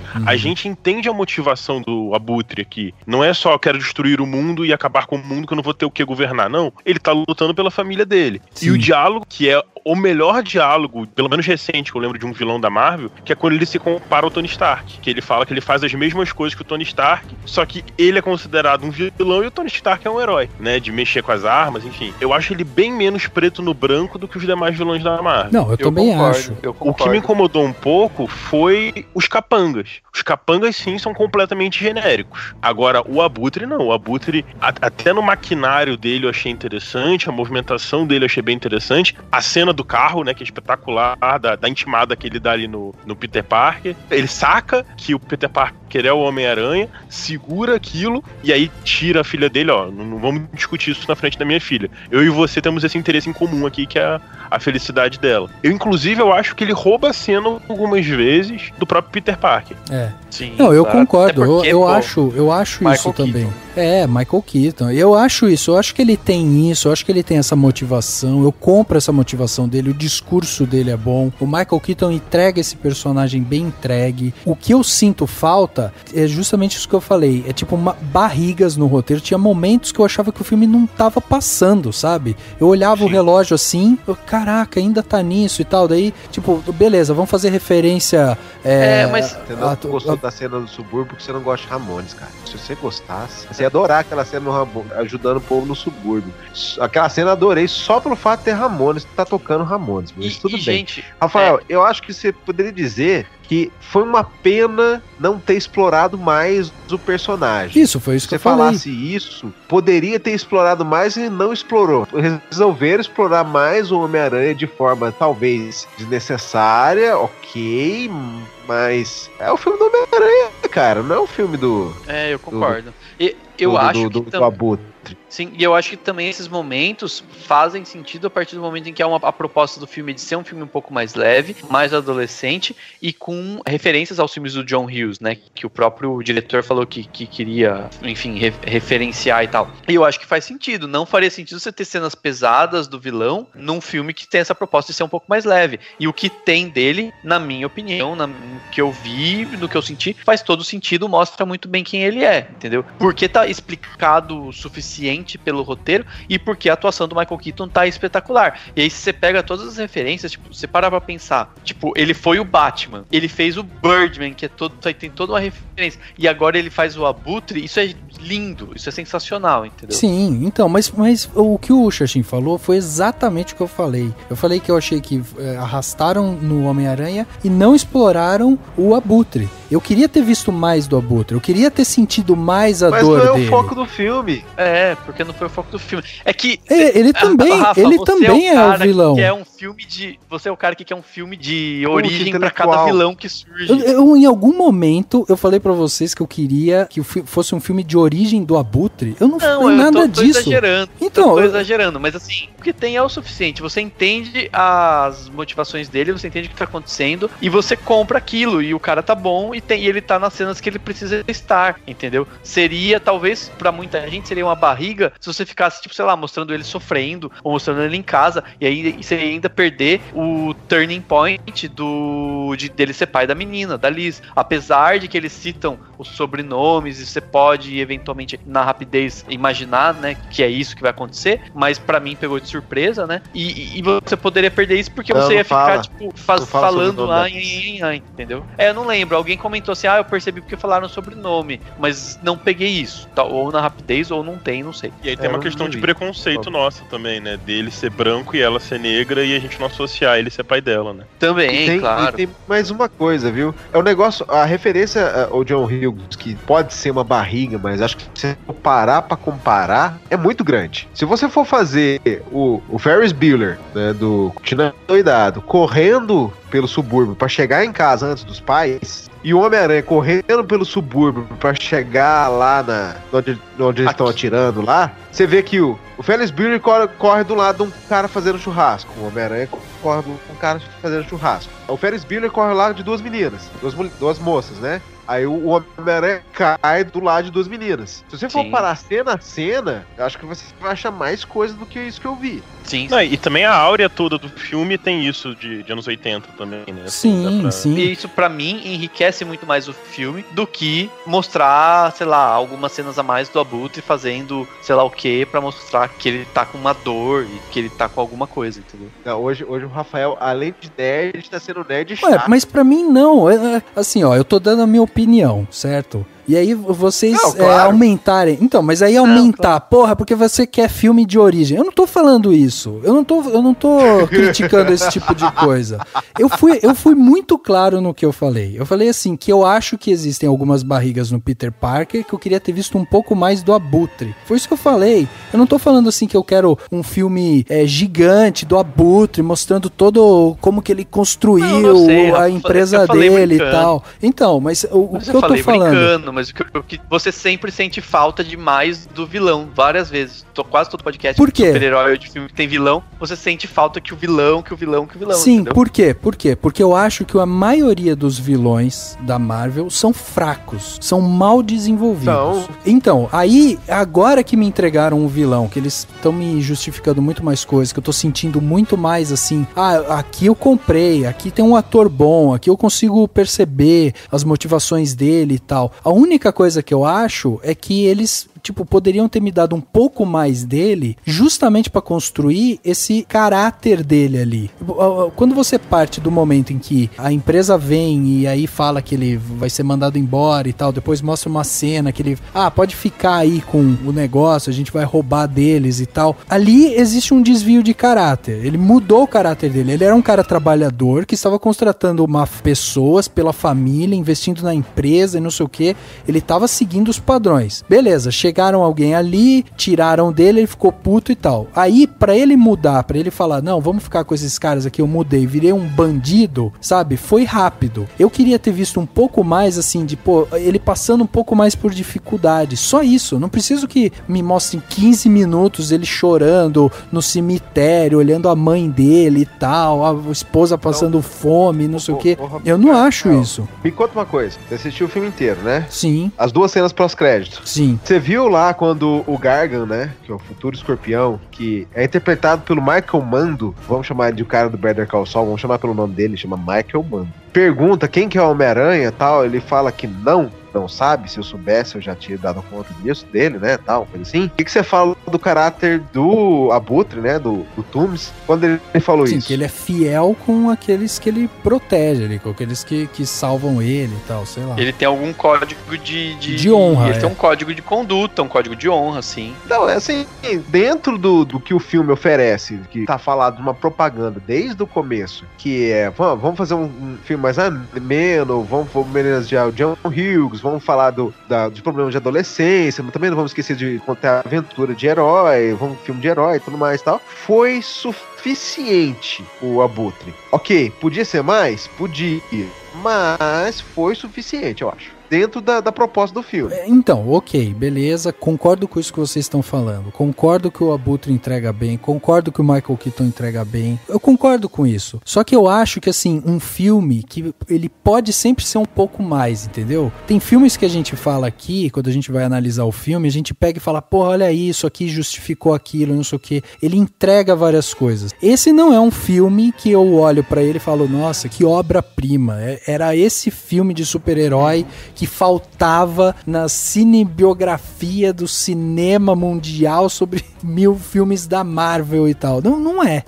Esse filme, ele não tem nada, assim, espetacular de novo. E nem tem essa pretensão. Uma das coisas que eu acho boas nesse filme é justamente o vilão. O vilão, eu acho ele uma coisa, um achado. Foi muito bem colocado, trouxeram um ator bom e tal. Então, assim, eu achei isso legal. Gosto do tom adolescente dele e tal, gosto. Mas quando você vai falar do vilão, em nenhum momento a gente mostra o vilão nessa coisa mais leve. Ele é justamente a parte pesada do filme, a parte sombria, ele é o contraponto do herói. Então a única coisa que eu sinto falta é que eu queria ter visto um pouco mais de desenvolvimento dele, pra eu entender um pouco mais a motivação dele ali. Só isso. Eu não acho que precisa ter muito mais do que já tem, mas eu acho que poderiam ter dado, um pouco mais de tempo de tela pro Michael Keaton e ter diminuído um pouco principalmente a sequência no subúrbio, que eu acho super legal, ser uma referência e tal, acho muito bacana, mas tinha momentos que, assim, eu olhava e falava, putz, vai de novo tá mostrando aqui, umas ceninhas, assim, meio bobas, que não levam pra nada, entendeu? Eu queria mais informação, queria ter visto um pouco mais desse Abutre. Não tem? Ok, eu aceito, não tem, beleza, só que vou baixar a minha nota desse filme. 1,500 tons of exotic materials scattered throughout the tri-state area. Hey, Chief, we still have another load from yesterday. We're supposed to turn this in, right? I ain't hauling it. It's too bad. We could have made some pretty cool stuff from all that alien junk. I tell you what. Let's keep it. The world's changing. It's time we change too. Eu achei interessante notar como que tem coisas, realmente, o Xaxim falou bem, né, a questão de o fato dele não falar do Homem-Aranha e ter um código de honra. Eu acho muito interessante a forma como ele se mostra lidando com a família, do tipo, levar a filha, né, e aceitar, porque até aquele momento ele não sabe, né, que o menino é o Homem-Aranha, então ele fala, não, eu levo vocês, de carro, de boas e tal. Eu acho que esses pequenos detalhes, né, de fazer tudo pela família, de fazer as coisas por conta da filha dele, e depois de mostrarem a filha dele mal e voltando, até porque ela nem é do par romântico principal, né, do Peter Parker, então eles já vão dar fim na menina. Na verdade, a primeira menina com que o Peter Parker se interessou lá na década de 60, na época que eu não lia gibi, era a Liz. Só que era outra Liz, era Liz Allen, mas tudo bem, não era Liz Toomes, né? Sim. Não, ok, mas então, mas enfim, daí eles colocam a referência e logo depois, que agora não vamos combinar aqui, provavelmente ela não vai aparecer mais, né, aparentemente, por forma como mostraram. Mas assim, é nesses pequenos detalhes que você vê que ele era um cara, tipo um pai de família que se viu numa situação, e claro, com a casa que ele tem, ele é um empresário, ele não é tipo o trabalhador. Então assim, ele era um empresário tal que viu a empresa dele ter problemas e teve que encontrar uma solução, antiética e legal, virou um vilão, mas um vilão bem mais aceitável, bem menos mafioso, né? É um mafioso, exatamente, ele tem o seu código, ele tem a sua família, ele tem o seu lado bom, né? Assim, ele é muito humano, é um vilão muito humano, então acho que só por isso já merece, né, aplausos mesmo, assim, a Marvel pelo que fez, assim. O fato de agora a gente tem um Homem-Aranha que tem essa roupa mais tecnológica e tal. A gente já tinha visto justamente em Guerra Civil que ele, né, que seria uma roupa mais tecnológica justamente porque ele tem aqueles olhos, né, que abre, fecha e tal. Mas isso daí vocês gostaram também? Vocês acharam bacana o fato de ser um Homem-Aranha mais tecnológico? Porque isso é uma coisa totalmente nova pro personagem, né? Em alguns momentos pareceu Batman, né? Assim, ficou muito aparelhado. Mas ao mesmo tempo achei ok, assim, dentro daquele contexto, a associação com o Homem de Ferro não ia ser nada diferente. Ele não ia. Se tivesse feito uma associação com o Doutor Estranho, ele ia soltar magia. Mas como ele fez com o Homem de Ferro, então não é feitiçaria, é tecnologia, né? Mas eu fui longe. Mas como é que você conseguiu colocar uma coisa dessa, velho? Eu fico pensando se foi natural, se foi ensaiado, né? É isso que eu fico pensando, cara. Eu nem ia ensaiar tão bem, velho. Mas uma coisa que é verdade, pro universo Marvel atual, não dá pra colocar um cara normal, entendeu? Tipo, o Homem-Aranha clássico, salta e tá no chão e tá nas ruas, ele combinaria com uma série lá da Netflix, junto com o povo lá da Marvel que tá na Netflix, né? Não vou nem lembrar o nome deles. Mas pro Homem-Aranha fazer sentido nesse universo, ele lutar contra o Thor, lutar junto com o Thor e tá presente em batalhas ou ambientes em que você vai ter Capitão América, que é sem noção, Thor, que é o semideus, o Hulk, que é sem noção. Tipo, não tem como. Você tem que ter tecnologias que permitam que ele chegue lá, senão ele, entendeu? Senão era melhor ele tá lá numa série da Netflix, fazer uma série Eu gostei da Netflix, muito da cena do uniforme amassado quando ele se veste, e aí ele dá aquele puxãozinho lá e o uniforme se ajeita ao corpo dele. Eu achei isso, o cara troca de roupa e a roupa encaixa sempre perfeitamente. Eu achei bem legal isso. E a própria troca de uniforme, assim, ao longo do filme, desde o uniforme mais pobre dele, por assim dizer, quando o Tony Stark confisca o tecnológico, até o mega ultra power da última cena que ele sequer chega a vestir, eu achei bem interessante essa brincadeira com os vários uniformes, assim. Eu acho que é um presente pros fãs, típico presente que funciona, que é um fanservice que não agride quem tá chegando ali, voltando pra aquela conversa inicial, né? Não, na verdade, na Guerra Civil, dos quadrinhos, né, o Tony Stark se aproximou muito do Peter Parker e até ele que patrocinou o Peter Parker dizer, fala pra todo mundo que você é o Peter Parker, né? Porque nos quadrinhos, o grande mote da Guerra Civil era o controle da identidade dos super-heróis. O Homem de Ferro era a favor de dizer que todo mundo se registrar, que tem um CPF e um RG do super-herói. E o Capitão América dizia que não, isso é contra a liberdade que a gente tem de fazer essa coisa americana de, eu posso ter porte de arma, eu quero ter minha própria arma, sem registro, essas coisas, sabe? Assim. Aí, cada um ficou sumiu um lado, e aí o próprio Homem de Ferro se aproximou muito do Peter Parker e deu uma uniforme pra ele, pro Peter Parker, que foi conhecido naquele uniforme como Aranha de Ferro, por causa que era um uniforme tecnológico, muito parecido com o uniforme do Tony Stark, só que pro Homem-Aranha.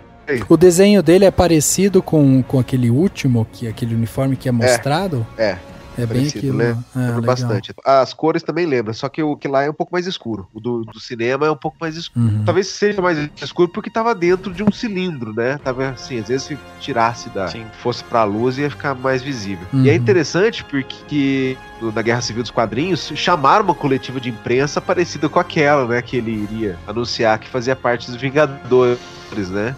Mas pra dizer que eu sou o Peter Parker, né? Mas não era pra dizer que ele ia fazer parte dos Vingadores. Essa recusa dele no final de querer voltar pra casa, achei tão conveniente, assim, pro roteiro, pra poder pescar ele futuramente, assim, eu achei meio, o cara, o sonho dele era aquilo, e aí ele recusa meio que do nada, assim, ficou meio, o final me desagradou nesse sentido. Na verdade eu achei interessante, justamente, porque foi justamente o arco pelo qual ele passou, porque, tipo, ele quer ser um Vingador, ele quer ser um baita de um super-herói e tudo mais, e o que ele aprende no fim das contas é que ele é o cara, ele é o amigo da vizinhança, é como se ele encontrasse quem ele é, né, por lá, então quem ele é, sabe, ele é o amigo da vizinhança, ele é o cara que ainda precisa crescer. Eu acho que a partir do momento em que ele aprendeu humildade. Exatamente, até humildade, porque no começo ele não tinha, achava não tinha, mas de uma forma até, não que ele fosse metido, ele tava muito entusiasmado, né, ele queria ser aceito, né? Exatamente, queria ser aceito. Aí o que acontece? O arco dele, claro que não é um arco que você fala, meu Deus, né, um filme profundo e tal, não é isso. Mas o arco dele basicamente ele ganha essa humildade, ele entende quem ele é e ele percebe que ele precisa ganhar mais experiência de vida, inclusive, pra fazer parte dos Vingadores. Então ele fala, não, vou voltar e ficar de boas. E até aquela brincadeira, apesar de ser... E, inclusive, esse é um dos filmes da Marvel com as piadas mais orgânicas e menos coladas do que os anteriores. Eu achei isso bem legal. Ele, a partir do momento em que ele vira e fala assim, isso era um teste, né? Tipo, você não ia me botar nos Vingadores mesmo, era só pra fazer um teste pra ouvir a minha recusa. É como se ele estivesse pressupondo que aquilo era um teste e que mostrar a maturidade seria negar, entendeu? Claro, é uma piada, é uma brincadeira que funciona dentro desse processo. Então eu achei que ficou interessante. Ficou um arco legal e que, claro, aí entra o Lucas não deixa de estar certo. É conveniente pro roteiro, porque ele volta, você abre possibilidade pra essas aventuras mais terrenas que ele tem lá no Queens e tudo mais, pra que ele entre ou sei lá, caia de paraquedas em alguma aventura dos Vingadores, ou o que quer que venha acontecendo nos próximos filmes, de uma forma mais interessante do que simplesmente ele aparecer lá junto com o Thor lá, andando com música épica tocando no fundo. Né? Mas o Homem-Aranha é um personagem muito urbano mesmo. Ele dificilmente ele tem uma aventura fora de Nova York. Sim, sim. Sabe? Eu acho isso muito legal. Assim, acho que ele não precisa ir lutar contra o Thanos, né? Essa é a questão que eu ia falar. Vocês deram o pior exemplo do mundo. Só quando o pepino é muito grande, quando aparece algum pepino nível Thanos, que os Vingadores chamam ele, entendeu? E ele vai. Sim. Mas faz sentido que tem aquela armadura lá, né? Aquela armadura fodona que o Homem de Ferro faz. Que aquilo é crível. Uma armadura daquela ele consegue, sei lá, fazer uma luta intergaláctica e ele sozinho. Uma armadura que ele tem, não. Geralmente a interferência do Homem-Aranha, quando ele é relevante, não é uma interferência de força bruta, alguma coisa. Geralmente é uma interferência relativa à inteligência dele, ou ainda sagacidade, velocidade. Porque força comparada a Thor, comparada a Hulk, é fraco, entendeu? Sim, claro. Ele é mais forte, por exemplo, que o Capitão América. É mais forte que o Capitão América, mas não é mais forte com esses caras assim que, sei lá, destrói planeta, sabe? Então, já que vocês estão falando dessa parte mais de confronto, essa parte até física, o que vocês acharam da ação do filme? Porque eu achei ela um tanto pobre, né? Como filme de ação, Homem-Aranha de Volta lá é um filme ruim até. Como comédia funciona, como aventura também, mas a parte de ação pra mim deixou muito a desejar. O confronto dele com a Abutre, parece que, assim, o CGI cresce demais ali naquele momento, e, assim, não tem uma coreografia muito bem elaborada, a montagem ficou ruim. Então, se eu for avaliar como a ótica de filme de ação, que não deixa de ser, né, é um filme ruim. Eu concordo um pouco, assim, eu não acho que seja ruim no sentido, meu Deus, que filme ruim. Eu acho que é mais assim, poderia ser melhor, tem uns momentos que... E mostra muito a inexperiência, né, do diretor, do tipo assim, acho que ele não sabia muito como filmar uma cena de ação, né? Mas assim, e uma coisa que na verdade me incomodou muito mais foram alguns momentos, e eu vi 3D, não sei se vocês viram em 3D o filme. Não. Mas em alguns momentos em que, tipo, ele tá com uma profundidade de campo baixa e às vezes tem umas tomadas de câmera que aparece um negócio no meio da tela e é totalmente desproposital, assim. Isso me incomodou mais. Mas realmente, as cenas de ação é pouca mesmo, poderiam ser melhores. Assim, na verdade, acho que a cena de ação não me fez falta, na verdade. Pra mim, eles usaram o humor como muleta pra encobrir essa falta de cena de ação. Não, acho que pra mim não fez muita falta isso, não. No resto que me entregou bem, eu fiquei contente com o que foi entregue. Então, se você for comparar com os filmes que eu fiz, eu acho que empata bem com o Homem-Aranha 2. É claro que... Nossa. Empata, porque mas cada um de um jeito. Por exemplo, se você for comparar com cena de ação, desencana, perde feio, entendeu? Porque aquela cena do trem, realmente, você para pra assistir várias vezes. Uma vez eu tava no shopping, lá em Campinas, estava passando em looping aquela cena do trem. Eu fiquei assistindo 3 vezes aquela cena. Porque é muito boa aquela cena. Quando os dois estão lutando em cima do trem.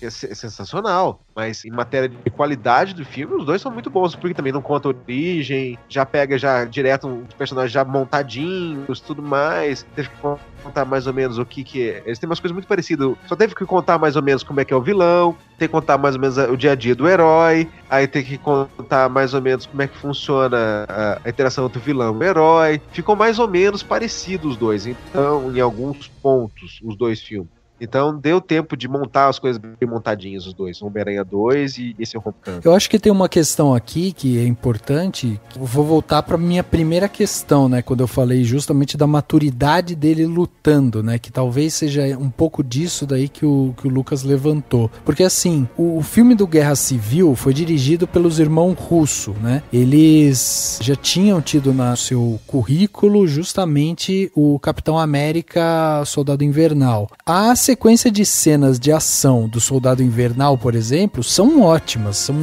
cenas. Tem sequências ali muito boas, né? Inclusive a cena do elevador, que os irmãos Russo fizeram com maestria, aquela cena justamente a coreografia. Quando a gente olha em Guerra Civil, eles trazem de novo essas coreografias muito bem feitas. E ali, o Homem-Aranha na mão desses irmãos Russo, a gente vê ele dando pirueta, ele usando a teia muito mais assim como um acessório, né? Como um estilingue, uma catapulta, ele, sabe, amarrando lá as pernas do Homem-Formiga e tal. Então a gente vê essa coreografia de uma maneira muito mais sóbria, porque os diretores tiveram essa sensibilidade de saber colocar essas cenas, essas coreografias. Aqui a gente realmente não tem isso. E talvez tenha sido essa falta de maturidade, não tenha nem partido exatamente do personagem, mas de como que esse diretor mostrou pra gente. Porque a partir do momento que ele apanha do Abutre e ele não consegue nem soltar uma teia pro lado, sabe,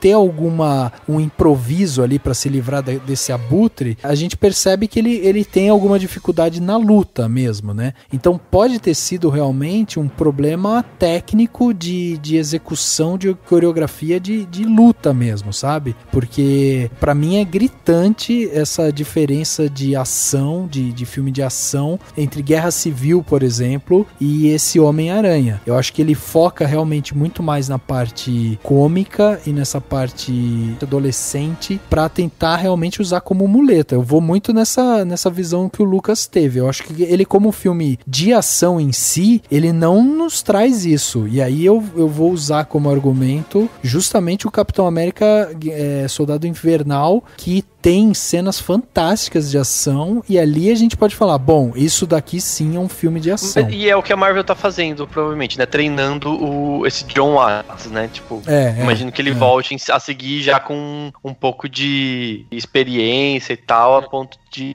tipo, é como se ela tivesse, tipo, bota em grosso modo, claro, né? Exagerando um pouco, tipo, bota o estagiário pra dirigir esse aqui, daí ele melhora. É o terceiro filme dele, né, de cinema. Ele fez muito pra TV, mas só o terceiro de cinema, então é muito pouco. Sim. Mas eu acho que tem uma questão que, assim, é a questão do gênero dentro do gênero, sabe? É o gênero de filme para adolescente dentro do filme de herói, sabe? Que eu acho que o foco maior realmente não foi a aventura, não foi a ação, foi a questão Peter Parker adolescente nesse filme. Estamos fazendo um filme de herói, tem que ter ação e tem que ter uma briga com o vilão, tem que ter tudo mais. Tem. Beleza. Então, acabaram, mas o foco maior foi nas outras coisas, porque a promessa desde sempre foi o filme adolescente, não o filme de ação, tá? Que é claro que teve alguns que deram certo e outros que não. O filme de assalto, que seria o filme do Homem-Formiga, que não ficou lá grande coisa. O filme de Space Opera, que seria o filme do Guardiões, que ficou ok. O primeiro ficou muito bom, o segundo ficou ok. Então, beleza. E aí é essa variação que eu acho que tem que levar em consideração. Que era pra ter uma briga, mas não era pra ter uma briga fenomenal. A verba não seria pra isso. A verba seria pra outras coisas. Mas não dá com uma verba curta fazer uma cena de ação melhor, mais bem coreografada, mais bem cuidada? Eu também acho. Eu acho que sim. Eu acho que sim. Direção, velho. Eu sou ruim nisso, velho. Não, eu vou te falar, viu, Xaxi? Se você acha que eu tô chato porque eu fico olhando, você, cara, tá cego porque é apaixonado por Homem-Aranha, cara. Porque não é possível, cara. Sou mesmo, velho. Finally, here we go. Good evening, Peter. Whoa! You have 576 possible web shooter combinations. That is awesome. I can keep that suit? Yeah, doesn't fit me. So when's our next retreat? What, next mission? We'll call you. All right? It's not a hug. I'm just grabbing the door for you. I'm not there yet. All right, kid. Good luck out there.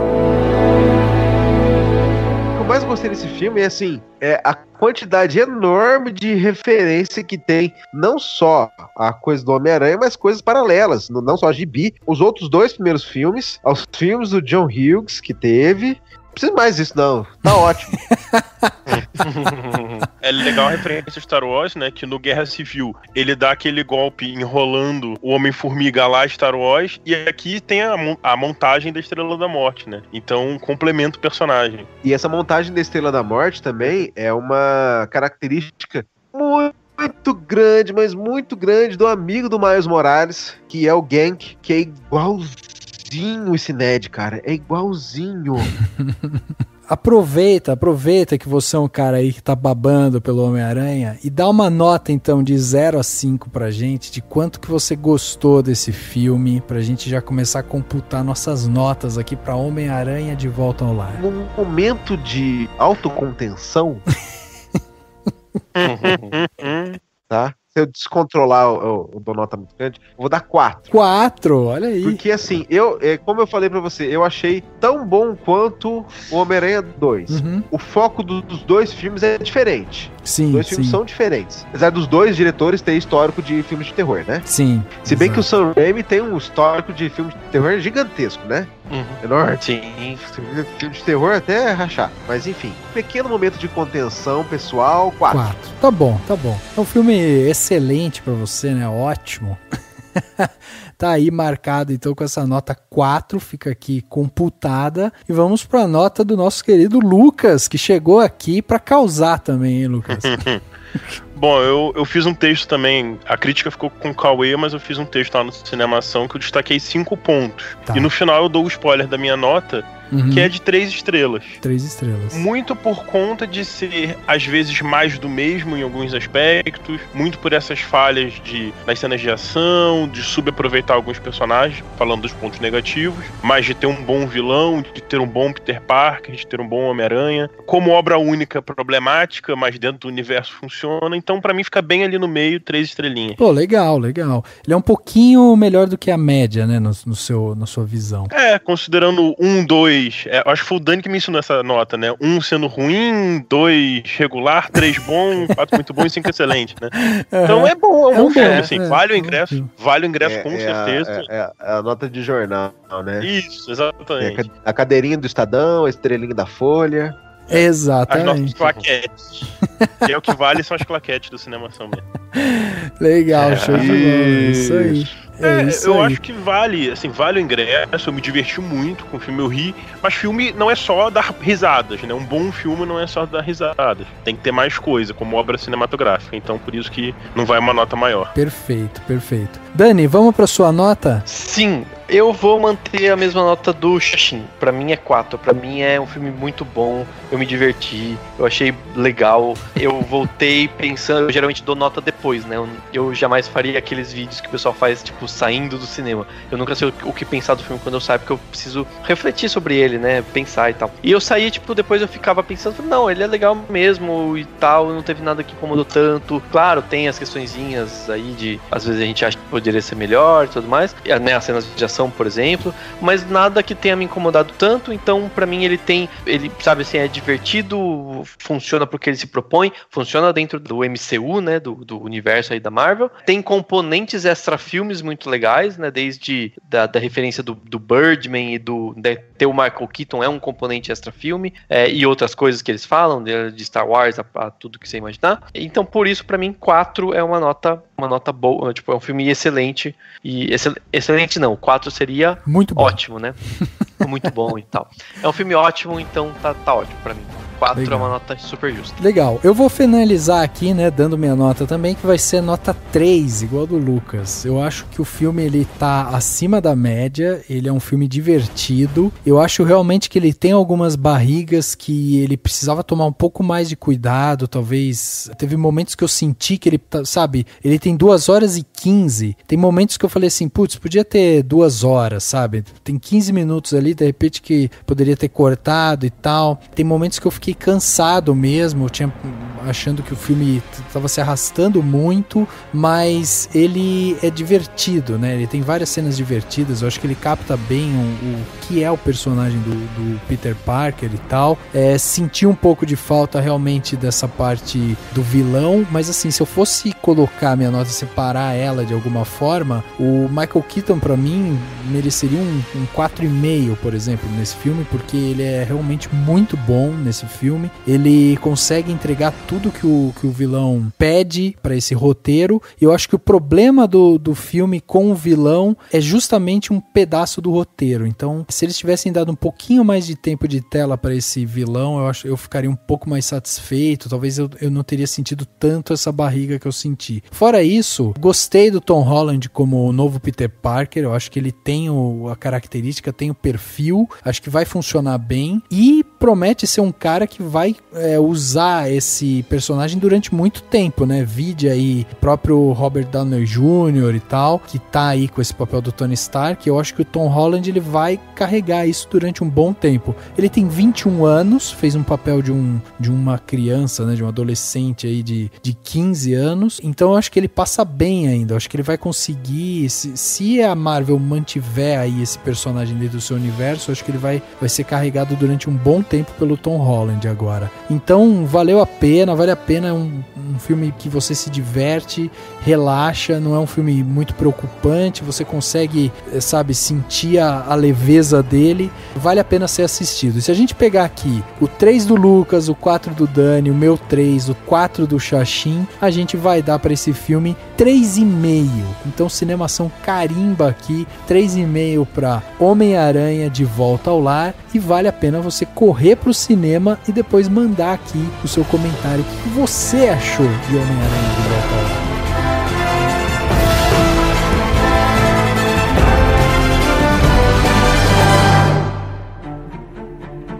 Dicas para a sua semana?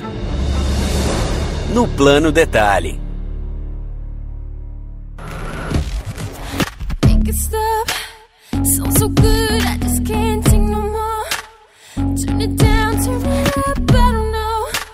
Chegou a hora daquele momento gostoso aqui do podcast, onde a gente vai dar aquelas dicas maravilhosas para você aproveitar melhor a sua semana. E vamos começar então esse plano detalhe de hoje com o nosso querido Lucas, que trouxe um plano detalhe que vai fazer as pessoas mudarem completamente a vida, não é isso, Lucas? Pior que sim, ou melhor que sim, talvez. Não vai ser só um plano detalhe, como vão ser dois. Uhum. E os dois não são cinematográficos, mas eu vou arrastar para o nosso mundinho aqui do cinema. Legal. Um é o podcast do Léo Lins, que é um comediante, que é o Resenhas do Léo Lins. Por que eu tô indicando esse podcast? Que ele fala da teoria do humor. Ele fala do que é punchline, o que é time cômico. Por que isso tá voltado pro cinema? Porque muitas vezes quando a gente faz crítica de filme de comédia, a galera fala, mas comédia é algo pessoal. Não, comédia tem uma teoria por trás. A gente não tira isso de qualquer lugar. Tem um porquê das piadas funcionarem. Então vale a pena ver essa resenha dos Léo Lins pra aplicar isso aos filmes de comédia que a gente assiste. Porra, que massa, cara! E assim, tem muita... O podcast, ele não fala só de teoria, ele lê também notícias da semana, é meio... Essa parte eu não indico tanto, mas assim, a parte de teoria de humor eu acho muito legal, assim, pra gente entender o que é comédia pra valer. Legal. E a outra indicação, eu acho que nunca foi indicada aqui no Cinemação, é um museu. Olha aí, não foi mesmo. Eu vou indicar o Museu do Amanhã, no Rio de Janeiro. É um museu que trata muito da questão da pegada ecológica, né? Do que as nossas ações vão refletir no mundo, assim. A gente sai do museu meio deprimido, assim, pra falar, caraca, eu não quero mais acender uma lâmpada, sabe? Porque o mundo vai acabar. É meio pesado isso nesse sentido. Uhum. Mas por que eu tô indicando? Logo no começo tem uma sessão de Cúpula, que é um curta-metragem sobre a origem da vida, que é fantástico, assim. Tem o melhor 3D que eu já vi, sem óculos, inclusive. O melhor 3D de qualquer filme.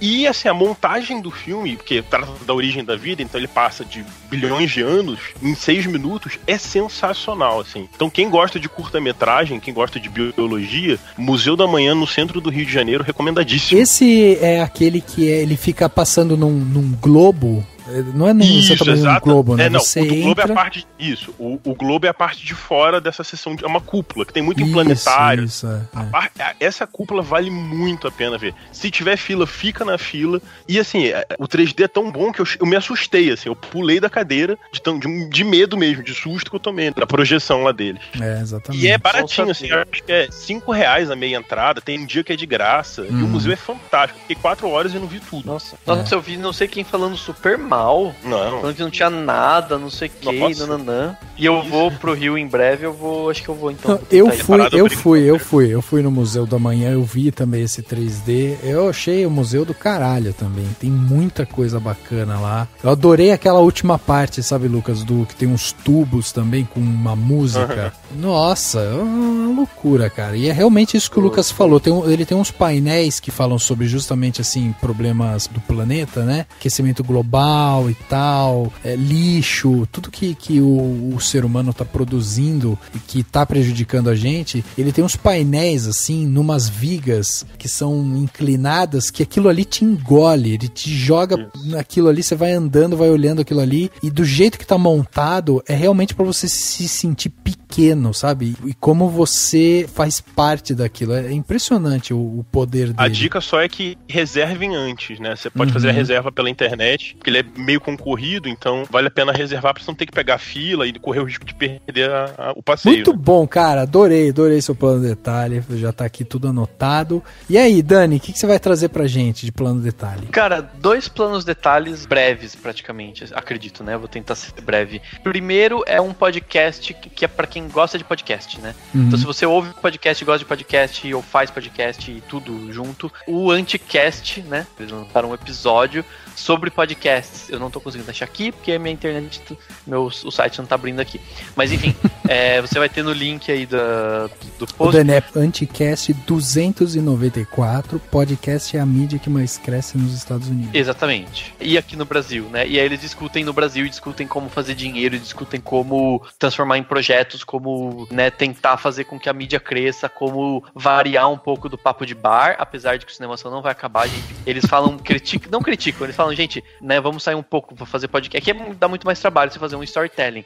Podcasts que não sejam só a galera batendo papo. E fazem várias propostas e dão várias ideias, e sem querer a menina que tá entrevistando, dando entrevista, vai falando, e você vai falando, cara, dá pra fazer isso, dá pra fazer aquilo. É bem legal mesmo. Então, se você gosta de podcast, mesmo que seja só ouvinte, principalmente se você for um podcaster, é essencial, assim. Achei muito, muito bom. E o outro plano de detalhe que eu vou dar, eu nem li tudo aqui, mas eu comprei hoje uma revista, que é a Trip, né? A Trip número 266, que tá com uma foto que a nem conhecia essas pessoas direito. Laura Neiva e o Chai Suede, que é, né, ator da Globo, que começou lá na Record. A foto é deles e tal, mas não é por isso que eu tô indicando, não é tipo a matéria deles, nada. Eu tô indicando porque hoje, meio de última hora, assim, eu ia ficar um tempo esperando no banco. Falei, vou comprar a revista porque eu esqueci o livro que eu tava lendo, e que faz tempo que eu não leio uma revista. E aí eu comprei a revista. E, cara, é muito legal. As matéria desse tipo de revista, aí se você preferir a VIP ou a TPM, né, que teoricamente é mais feminina, mas hoje em dia, foda-se essa coisa de que se é revista pra homem e pra mulher, né?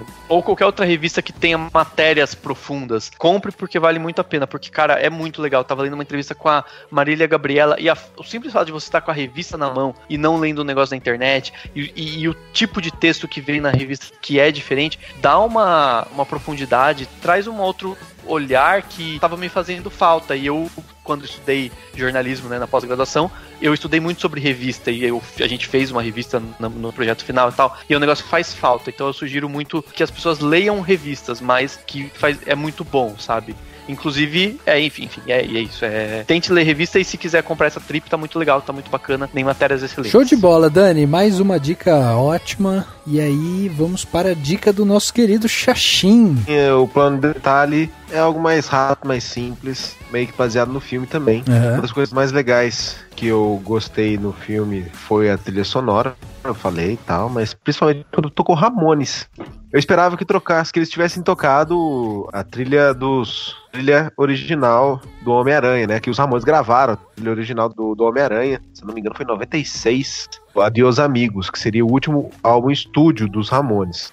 Aqui no Brasil não saiu no Adiós Amigos, saiu numa coletânea mais tarde. Mas eu fiquei muito feliz de ter ouvido Ramones no filme do Homem-Aranha. Juntou uma das bandas que eu mais gosto de um dos personagens do quadrinho que eu mais gosto. Então eu vou recomendar vocês ouvirem Ramones, tá? Em especial um álbum, que seria o primeiro álbum ao vivo deles, que chama It's Alive. Que eles gravaram com a formação original deles, que é o Tommy, o Joey, o Johnny e o Didi. Eles gravaram, tem a gravação ao vivo das músicas dos 3 primeiros álbuns. E aí, se vocês quiserem escutar mais um álbum, eu recomendo que ouça o último álbum deles, que é justamente o Adeus Amigos. Tá? Se você ouvir esses, tem outros também, mas esses são os que eu mais gosto. São os 2 álbuns que eu mais gosto dos Ramones, são esses 2, então eu recomendo. Ouça, é bom, são bons. Muito bem, olha aí. Além de tudo, você pode ir pegar o ônibus, aí vai até o Museu da Manhã escutando Ramones, né? Aí escuta também o podcast do Léo Lins, aí depois escuta o podcast do Anticast, aí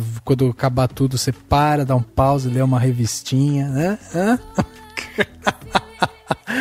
Porra, mudança de vida completa. E eu vou trazer 2 planos detalhes aqui que eu separei. Um deles é um podcast que inclusive eu comecei a escutar justamente porque eu escutei esse episódio do Anticast que o Dani falou e eles citam ele lá. Eu falei, porra, deixa eu ver como é que é esse podcast e tal. Então chama um podcast, chama Baseado em Fatos Surreais. É um podcast voltado principalmente para histórias das mulheres e é muito legal o jeito que as meninas fazem, é um storytelling mesmo, e são episódios curtinhos de 15 minutos e tal. Qual que é o lance desse podcast? As mulheres mandam pra lá histórias, contos, coisas que aconteceram com elas e elas interpretam como se fosse delas essas histórias, e aí é muito bacana, porque daí elas estão sentadas, você percebe que elas estão sentadas, estão conversando, e aí elas vão contando história e uma vai interagindo com a outra, não acredito que aconteceu isso com você e tal. E é muito legal, tem histórias lá muito bacanas. Eu comecei a escutar porque eu queria ver como que era esse formato de storytelling que eles abordavam e eu achei muito interessante como eles conseguem fazer isso de uma forma leve. É um podcast que tem como temática justamente histórias femininas, né, vamos dizer assim, e pra mim como homem foi muito interessante ouvir justamente porque tem coisas que elas falam que eu nunca ia pensar, sabe? Histórias e sentimentos e posições que elas colocam que eu nunca ia pensar. Então é muito interessante você se colocar nesse lugar e sentir a história justamente desse ponto de vista que elas trazem pra gente. E é um podcast curtinho, sai aí uma vez por semana, cada 15 dias mais ou menos, não tem uma frequência muito certa, mas vale a pena escutar o Baseado em Fatos Surreais. E o outro plano detalhe que eu tenho aqui, o Xaxim vai adorar. Tenho certeza que ele vai abrir agora o YouTube e vai assinar o canal, que é o canal do Society of Virtue. Quem criou esse canal foi o Ian, lá do Porta dos Fundos. Esse canal, ele é basicamente uma história em quadrinhos, é só desenho que tem lá, e ele puxa bem aquelas animações bem antigas de super-heróis, sabe? Mesmo Homem-Aranha, Homem de Ferro e tal, que o personagem quase não se mexia, e aí o que se mexe mais é a boca dele, sabe? Quando ele solta o poder só sai um raiozinho, quase não tem movimento assim, e eles têm um texto muito ácido, é um texto muito legal. Eu recomendo muito o segundo episódio deles, que é da Ginger Panther, muito engraçado. Pro Xaxim, que é amante do Homem-Aranha, eu vou recomendar um episódio que se chama Two Men and a Spider Web, que são 2 vilões que foram presos pelo Homem-Aranha, e aí esses 2 vilões estão ali de cabeça pra baixo, enrolados na teia, e estão conversando. E é uma coisa que, tipo, ninguém nunca parou pra pensar, como é que ficam esses caras depois? Cara, é um humor muito bom. É um desenho, vale muito a pena ver o canal e assinar lá, porque eles soltam episódios uma vez por semana, mais ou menos, e vale muito a pena, assim, justamente por isso. É uma arte, né, um desenho e uma coisa bem diferente que só o YouTube pode proporcionar, né? Então fica aqui a minha dica pro Society of Virtue, que é um canal no YouTube.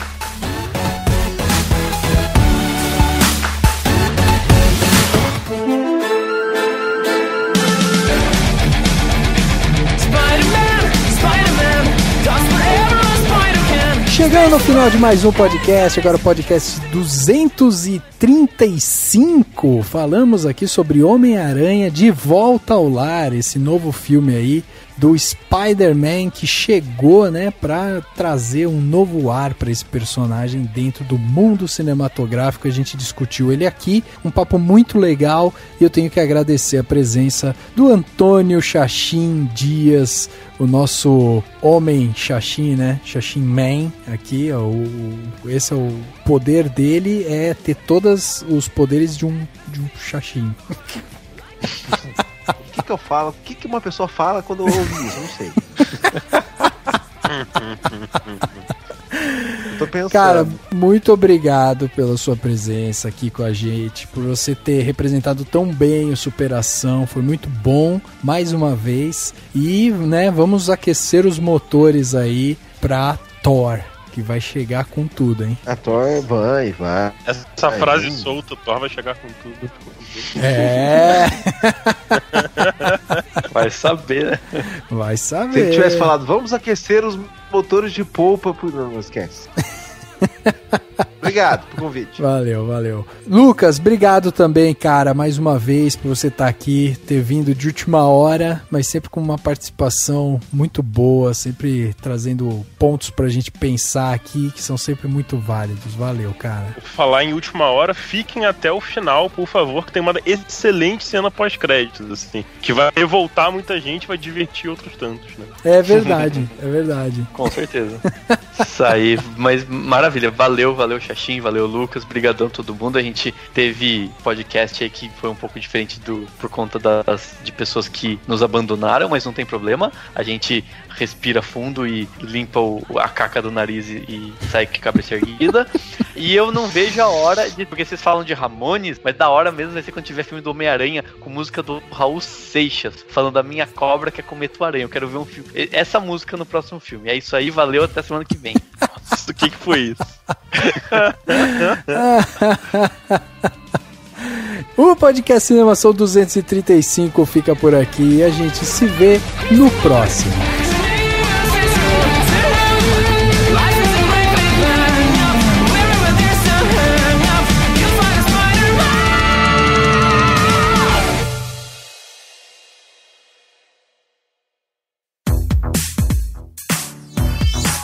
Esse podcast foi editado pela Isso Aí Design. Tudo isso é forma com função. É design estratégico.